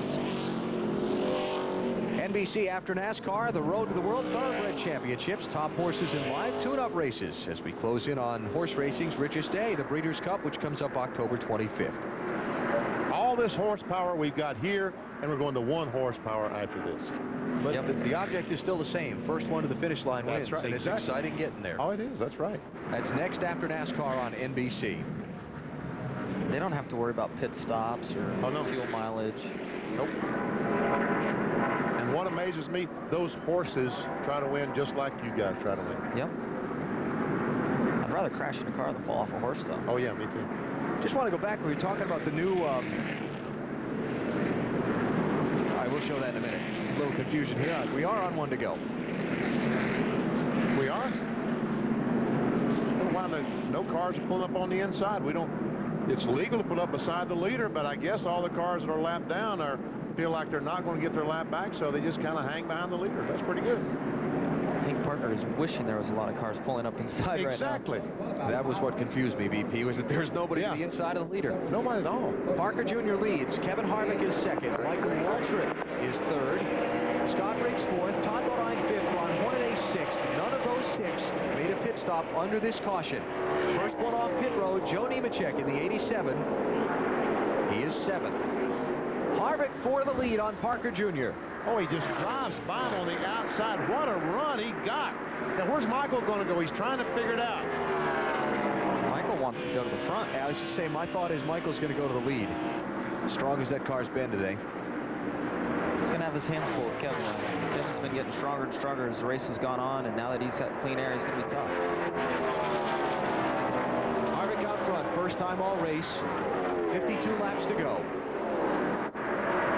Scott Riggs now going to try and follow Michael up underneath Hank Parker Jr.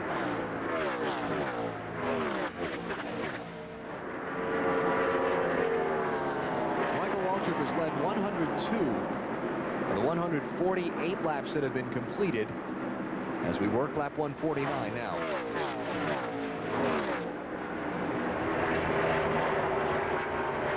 Yeah, I'm talking about Hank Parker Jr.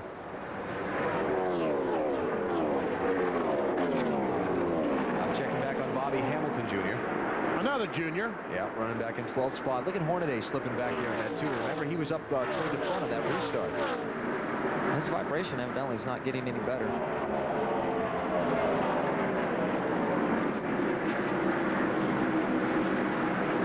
46 of Ashton Lewis trying to work his way back to the front. Lewis Jr. back in 14th place. Jason Keller behind him, also running for that spot, as well as Casey Mears. All right, here's Mikey right on the back bumper of Harvick. A couple of very experienced race car drivers, very good drivers. Got the aid of Hank Parker Jr. closing back in on these guys as well. Matt, how about that 8 car? Little Hank keyed the mic last time by. I said, Bono, for some reason, it just got really loose up off the corner. That's why they got by, but the car feels very comfortable now. I think he had the 29 at his right rear corner. It didn't help it. Underneath him, yeah. Just like that. Getting those cars right by your right rear corner really does affect your car, doesn't it? Terribly. And you feel everything's fine, you're committed to your line, and then before you know it, it gets ugly quick. Michael gonna try low, not quite. Sure letting Kevin know he's there. All right, I'll back up and try and get a run at him through the center of the corner. And he did. Look at him close right up. Michael's car runs better in that high line than any car we've seen today. And we know he'll be trying to take that 15 car up there tomorrow. Well, you hear him just barely off the gas. Michael's really trying to, cross through Kevin's wake, so to say, and find clean air, but Kevin's doing a good job of blocking it. The only thing is Michael's been on the top longer and is carrying more momentum, and one of these times he's going to get position alongside the 29. Michael gets a really good run from the center of 1 and 2 off of turn 2. It's like from there to this point, he closes right up on him, and then he has to regroup and start again.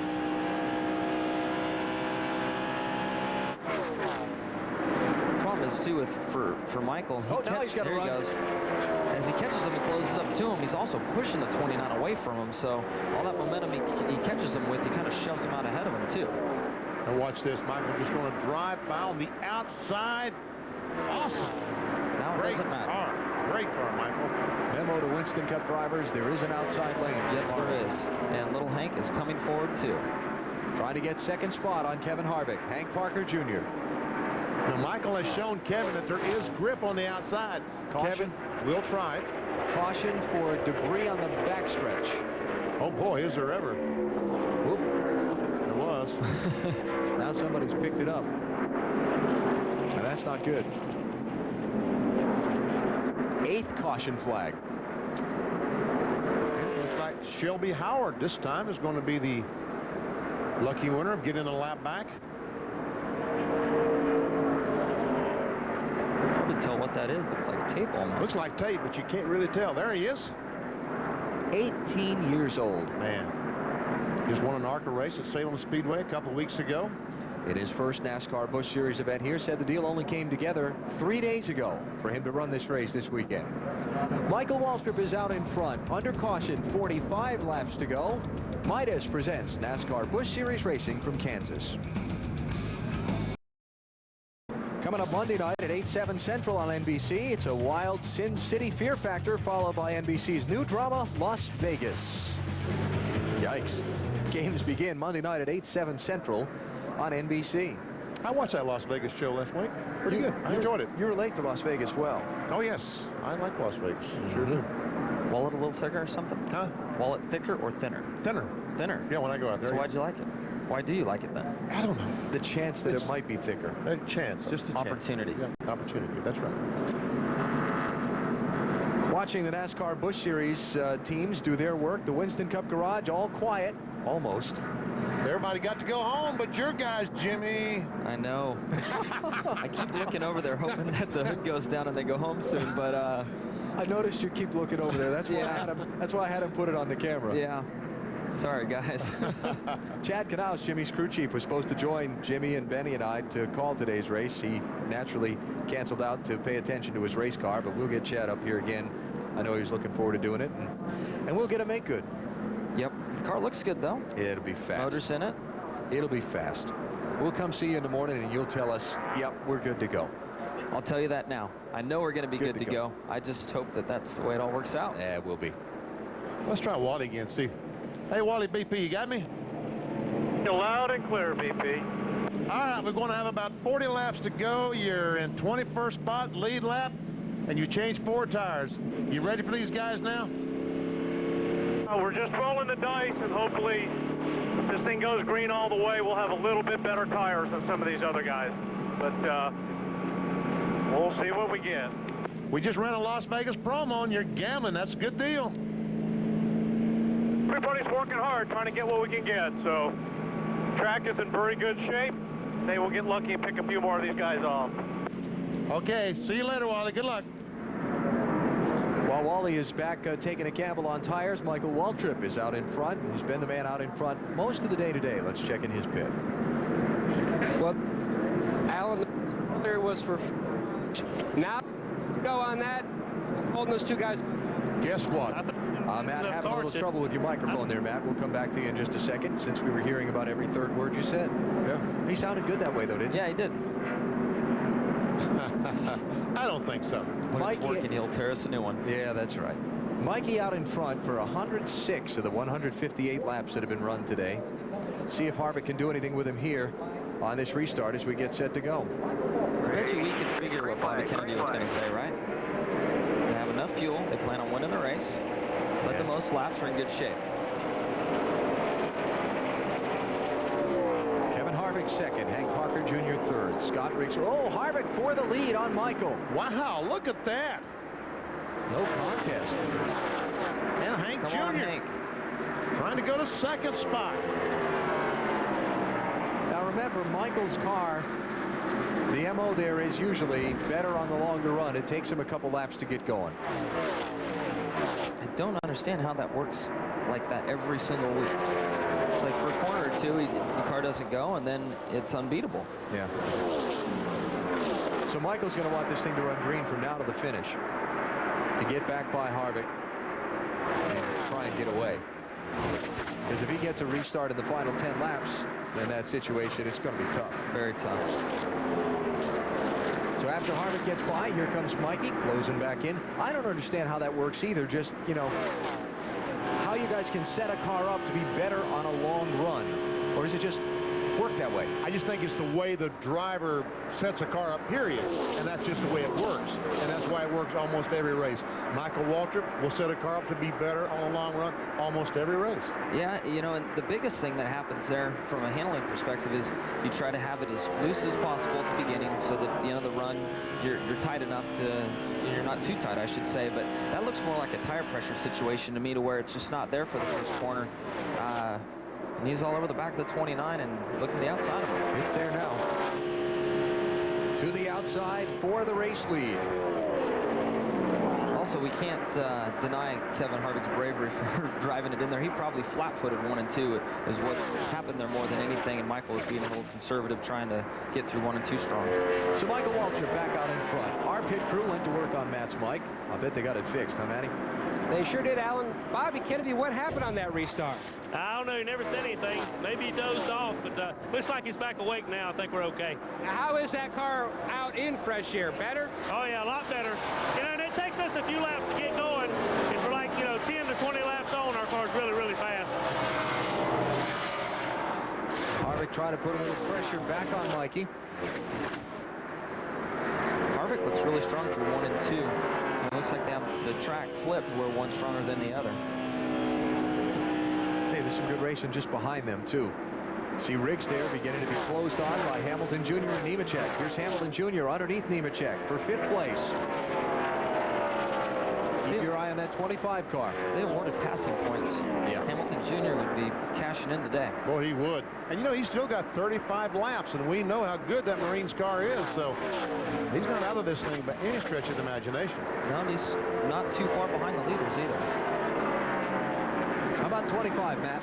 On the radio, Harold Holly, the crew chief, is doing most of the talking, calming Bobby Jr. down after that black flag penalty. But Bobby, very quiet on the radio, but Harold keeps telling him, you have the best car out there. Be patient. Just work one at a time. The next guy up, the 8 of Hank Jr. Marty? Pat, Problem for Scott Riggs, as you saw Hamilton Jr. go by him, his car is tight, but when someone gets to the side of him, Jimmy, maybe you can explain this, his car gets looser, and it really makes him uncomfortable when he's letting these guys go by. Some cars are more sensitive than others.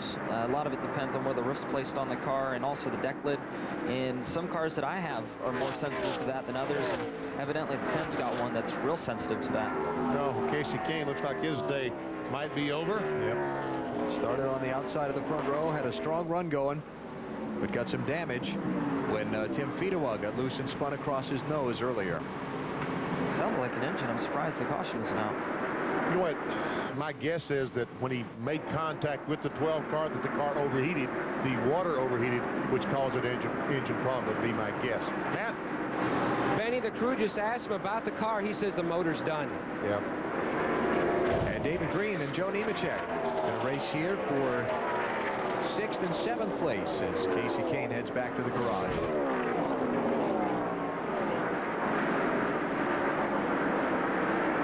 Tell you what, David Green's had to rally back. They had an extra pit stop earlier when they had some lugs left on the left side of their car. Fell back to 17th at lap 114. And Hamilton Jr. keeps rolling. He goes into third spot by Hank Parker Jr. The question is, when he gets to Michael, will he have any tire left? He's definitely at the speed right now. And he's less than 2 seconds behind Michael Waltrip. But you know that Bobby Kennedy, the crew chief from Michael, just keeps telling him about the 25 car. Maybe Michael might be coasting a little bit right now. Well, they ran about the same. Caution is out. Oil. Got caution. Well, or debris. Oh, there it is. It's like a water pump. Actually, oil pump or water pump? It's a mandrel off the front of the car. Off the front of the crankshaft. Whoops. Oh, there it is. So he broke a crankshaft in that car. That's not good. No, that's not good at all. And ladies and gentlemen, we have tied the NASCAR Busch Series record for most cautions in a race here at Kansas. Yellow number 9.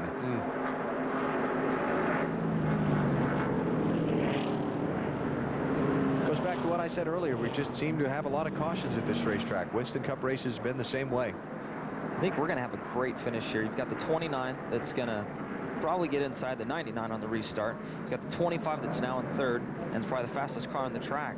Everybody stay tuned in. It's going to be a good finish. And Michael Waltrip needs the longer run to really get away. So let's take our final break here. 30 laps to go. Michael Waltrip, Kevin Harvick, Bobby Hamilton Jr. setting up a shootout to the finish at Kansas. Okay, Tom, thanks. A little higher octane horsepower here as Midas presents NASCAR Busch Series Racing, and we're setting up for a pretty intriguing finish of this one. Michael Waltrip leads, but he's got Kevin Harvick and a fast-closing Bobby Hamilton Jr. behind him, and we're inside of 30 laps to go. Under caution because Casey Kane lost an engine and left some valuable parts out on the racetrack. BP? Well, let me show you what broke off Casey Kane's car as we go in our engine. Here is the mandrel that bolts into the front of the crankshaft, and all the belts run off this. Here's the power steering belt. The alternator belt runs off the water pump, and here is the water pump belt. But this mandrel somehow broke off. My guess is that the crankshaft broke right behind this, spit that thing out. And as Ken Schrader says, that's one of those real important parts you need to go fast? Oh, yeah. Yeah, that explains why Casey said that we're definitely done. Yep. A couple more laps of caution before we get back under green. Matt, what do you got on pit road for us? Well, Bobby Hamilton Jr. has climbed back into contention this thing. Harold Holly, your man's in third. Does he have enough car? Because he certainly has fresher tires. Does he have enough car to get around those guys? I think so. If we can get around the 29 in a hurry, I believe we'll have a little something for the 99. But when the 99's out front and that clean air, he gets away in an awful hurry. So I can't say no. Bobby's come from the back about 3 different times today, and he's just doing a fantastic job out there, keeping his head on, keeping his patience. We came in that last time. We was going to be about 10 laps short, so there's no way we could make it. So maybe those guys in front of us won't be able to. But he's doing an awesome job in Team Marines Ford Taurus. Pit crew's doing an awesome job. But I'm sure he's going to race him hard. In 14 races since Harold Holly's come on board with this team, 2 wins, 10 top 10 finishes, trying for win number 3, Marty. Matt Scott Riggs is sitting in 5th with a car that's tight when it's by itself, loose when it's around other cars. So Doug Randolph, how do you fix that? Well, that's a tough one to fix. You know, we've been struggling with the handle a little bit today on the Nesquik Roundup Taurus. And when he's by himself, he's just a little bit tight, not too bad. But, man, when we get a pack of traffic, we get pretty loose. So we just tried to play our fuel mileage here, and we're going to play the cards we're dealt and hang in there for the best finish we can today. He is aware of the problems Brian Vickers had earlier, trying to gain some points. Matt? Kevin Harvick will restart second. Your man very strong on restarts. If he gets the position, will be able to hold Michael off again? I don't know. The Sonic Chevy is pretty good right now, but that 99 car is pretty stout. I'd just like to thank Richard and all the guys at RCR, all their teams, man, just for giving me this opportunity to work with Kevin. Because you're on loan. Yeah, I'm kind of on loan from Kevin's truck team. But I'd just like to thank them for that, and we'll see what happens here in a little bit. And remember, on that last restart, when the 99 and the 29 were battling, the spotter for Kevin Harvick's radio came unplugged, so he couldn't tell Kevin where that 99 was. Brian Vickers involved in a crash earlier, 34th place, the Busch Series Championship, nail-biting time. And this finish will be 2. See if Kevin's able to flat put 1 and 2 again, if Michael can step up to Kevin's charge. 27 laps to go. Michael Waltrip leads. Kevin Harvick second. Bobby Hamilton Jr. third. Here comes Harvick to Waltrip's back bumper. This time looks like Jr. too. Yeah, and Hamilton Jr. Michael, I think, did a better job. He was more aware this time. Here comes Jr. Hamilton on the inside, blows by Harvick for second spot. That's what Harold said they needed, to get by the 29 quickly. Quickly, and he did. Matt talks about fresher tires. Hamilton Jr.'s tires are 30 laps fresher than Michael Waltrip's. Not all of them under green. That's definitely going to work in his favor. Hamilton Jr. penalized for jumping a restart at lap 118. Hit it at lap 120.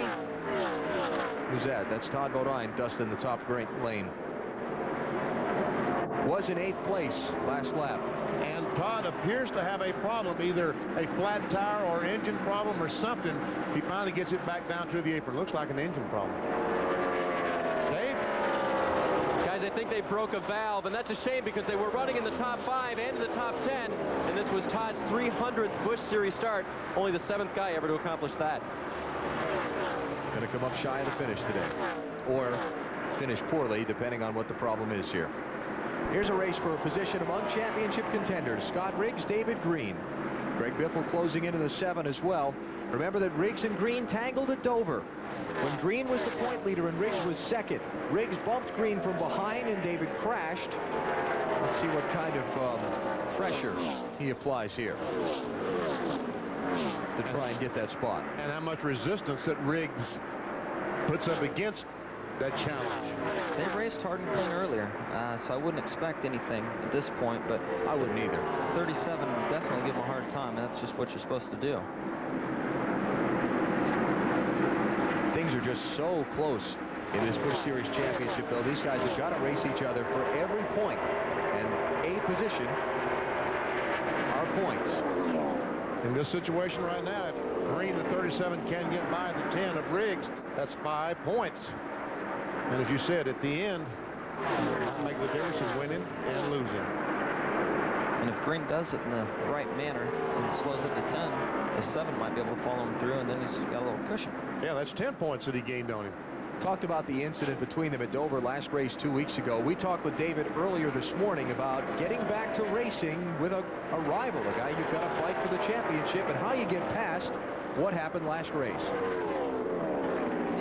Yeah, right after. Actually, I tried to get out of there before I had an opportunity to talk, even though I knew what Scott said over the radio. I saw his interview after as it was changing, and you know, after that, it was all done. I mean, anything after that, we would just be rambling on about stuff that we could not fix, and we couldn't go back and change the outcome. But, you know, he's still a guy that I respect a lot in the series, and we will race feverishly like we did prior to that deal. But, you know, it's hard to swallow, hard to forget about some of those scenarios that, you know, and I just hope that when it comes down to the end of the year, you know, if we can pull this deal off, obviously it won't be a factor. That's what you hope for, that it is not a factor when the race is over, when the season is over. But what he kind of left unsaid there was, if it comes down to the end of the season and he loses the championship by 15 or 20 points that he might have lost in that crash, yeah, the potential is there for that to kind of stick in your craw. Yeah, I don't think Scott will be getting a Christmas card or anything if that's the case. Yeah. Well, David passed Scott Riggs to pick up the 6th spot. Now he's working on Hank Parker Jr. for 4th. And Bipple's also able to get by the 10 car. Dave, that 37 looking good right now. Yeah, and he wants that cushion of Hank Parker Jr. between him and the 10 car too, because he talked about, oh, maybe these 8 guys will work with us. And they may not have to. He just passed him. So David Green to 4th place and making a bid to try and reclaim the Busch Series championship lead today. Behind the 10, there's a long line of cars that if the 10 isn't able to get up, get going, he could probably lose 3 or 4 more spots easily. Wow. 58 points to 4th. And after today, there'll be 6 races to go. It's going to come right down to the season finale in Homestead, mid-November. Last time I remember going into a championship with 3 drivers close together going into the last race of the season was that great 92 Winston Cup fight with Kawicki and Elliott and Davey Allison at Atlanta. The 5 or 6 drivers mathematically had a chance to win that championship in Atlanta. And it was a thriller of the day. It was unbelievable. It depends on who you are. If you're the crew chief or the driver, you're hating it. Yeah. You want to be out front by a bunch. Riggs about to lose another spot to Jason Keller at 57. You know, and from Scott's perspective on the Dover incident, just to put a button on that, no one felt worse about it than he did. Oh, that's true. No one. He doesn't want to race that way. It happened. He felt badly about it. He can't change it now. How about Jason Keller, Dave?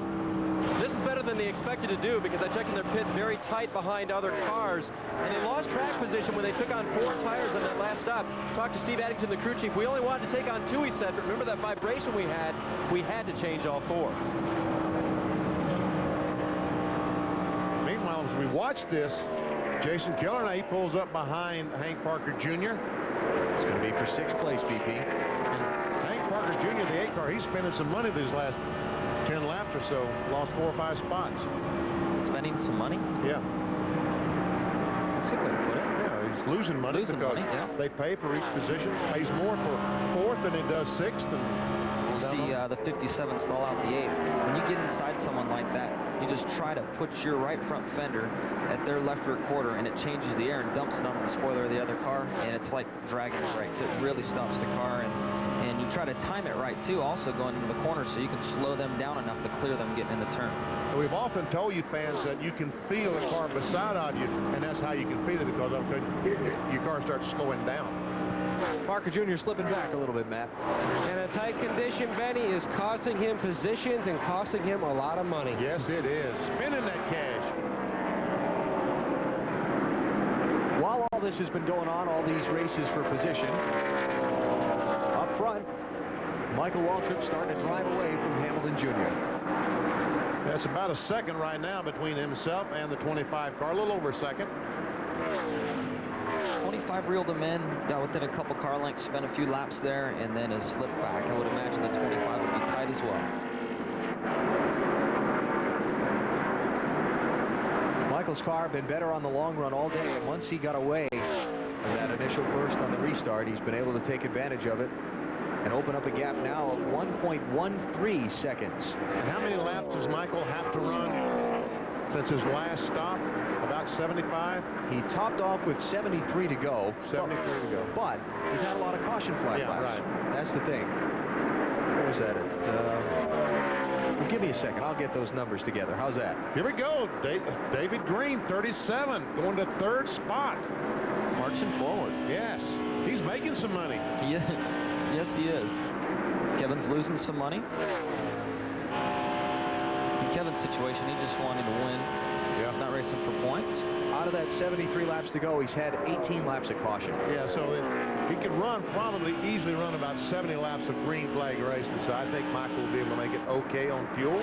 Good to go. Impressive charge late here by David Green. Sure it is. there's any way he can get the second unless a caution comes out. He's probably 3 or 4 seconds at least behind second place of Bobby Hamilton Jr.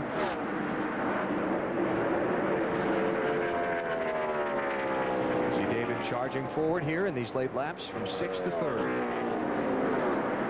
And there'll be 10 laps to go when the leader comes back around. David Green, 45 years old, Owensboro, Kentucky, 1994 NASCAR Busch Series champion. Trying to do it again a decade later. And this guy driving the 99 car, Michael Waltrip, also from Owensboro, Kentucky. Going by Brian Vickers. And I can't believe, my hat's off to that crew on the 5 car. There's no way in the world I thought they'd be able to get that car back on the speedway. Brian Vickers, yeah. Yeah. Amazing. Big crash for Brian at lap 89. Was the championship leader coming into the race. That'll be one of the big stories of the day.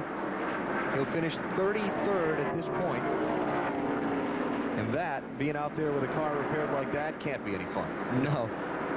Just didn't hit hard enough to put it on the trailer. Well, it did, but they did put it on the trailer. Yeah.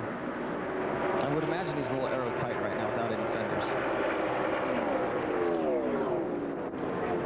So Vickers going to have a tough day in the championship and lose some ground again with just 6 races left to go in the season. This has been quite a season for Michael Waltrip in this NASCAR Busch Series team. He's run 15 races this season. He's got 10 straight. He's got 10 top 10 finishes, including 9 straight. 4 top 5s in the last 5 that he's run. 1 at Bristol in August. He and Bobby Kennedy has sort of ramped up Michael's Busch Series organization. Yeah. And Bobby moving on from this team at the end of this season to run a Craftsman truck operation for Michael's brother Darrell next year.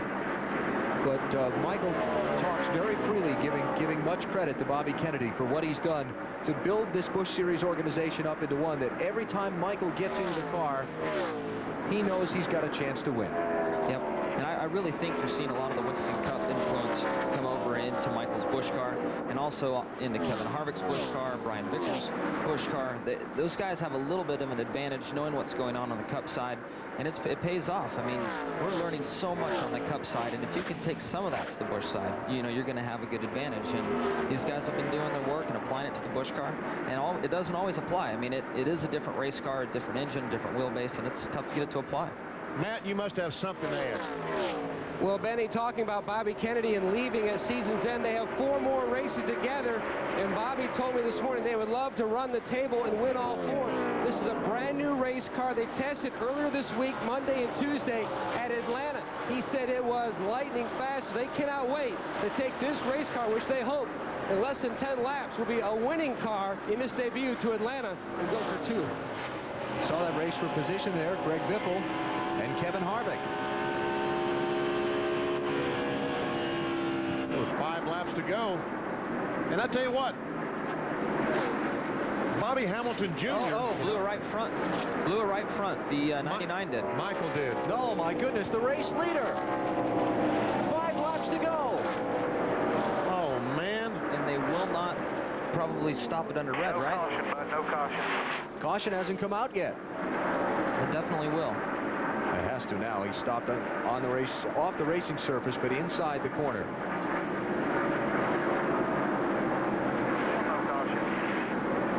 Michael's getting out of the car. Now the caution comes out. Oh, so much heartbreak. That's unbelievable. It's like Darth Vader. He's probably about as unhappy as Darth Vader right now. We saw him slowing and blew the right front, looked like coming out of the tri-oval. I saw him coming off turn 4, and I looked, and Hamilton Jr. was right behind him. That's the shot I saw, and I said, man. And I started to say Hamilton Jr.'s gaining on the 99 about that time, and then that right front tire disintegrates. That's the first right front problem we've seen here at this track. This weekend, I should say. Maybe not ever, but this weekend. Yeah, certainly not ever. We've had that here before. What a tough break for Michael Waltrip. And for every action, there's a reaction. Bobby Hamilton, what a great break for him. Happy days. Bobby Hamilton has definitely worked as hard as anyone today to get to the front, and looks like he's in position to win another one this year.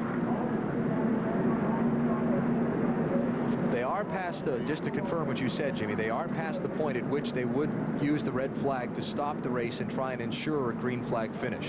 See Harvick on the apron of the racetrack. I wonder if he's concerned about running out of fuel. I think so.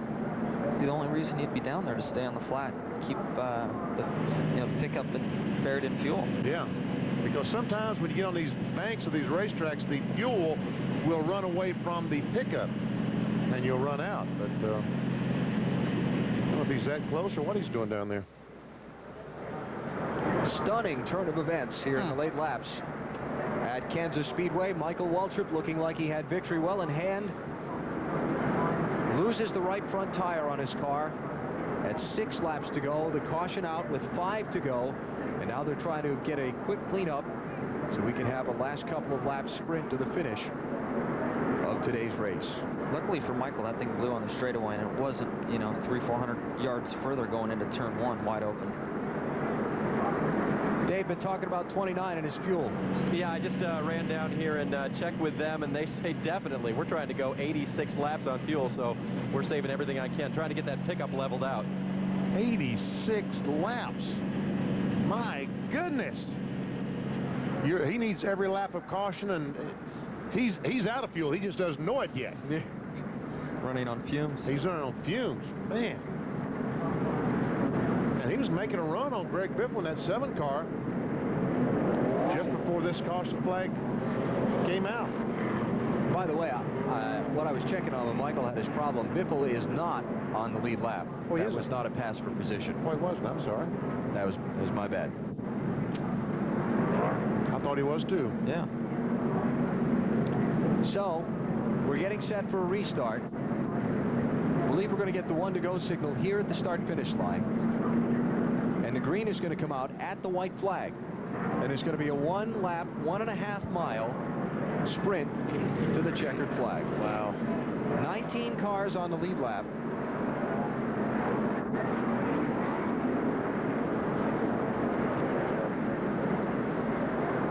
The lap cars would probably see a lap car between first and second. He'll probably drop back, be a single file start with all the lead lap cars nose to tail. Okay, now we're being told that there was a scoring issue with Greg Biffle, and he is in fact on the lead lap. Well, I didn't understand how he wasn't on the lead lap, but that's why I was so puzzled. Yeah. Apparently the electronic transponder on his car that trips when you come didn't trip 1 lap. Oh, okay. So they have manually corrected him with the manual backups they keep in the scoring system. And he's in 3rd. They're setting the 19 lead lap cars up single file at the head of the pack for a 1-lap sprint to the finish. Coming up shortly on NBC Sports, Road to the World Thoroughbred Championships. Those of you tuning in expecting to see horse racing, you got an exciting finish to a car race first. And we'll be getting out to Santa Anita shortly to Tom Hammond. Jimmy, I'll bet you that Bobby Hamilton Jr. does not start early.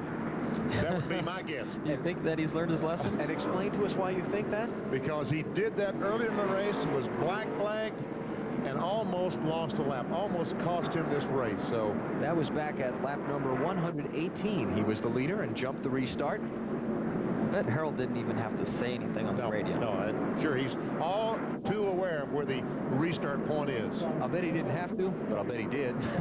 At least once, if not more. This is the way to rally back. If he's able to hold off David Green for the win and make good on what happened earlier in the day, everybody forget about it. All right, here we go. Pace truck is off. It's somewhere in there. Somewhere in the vicinity of.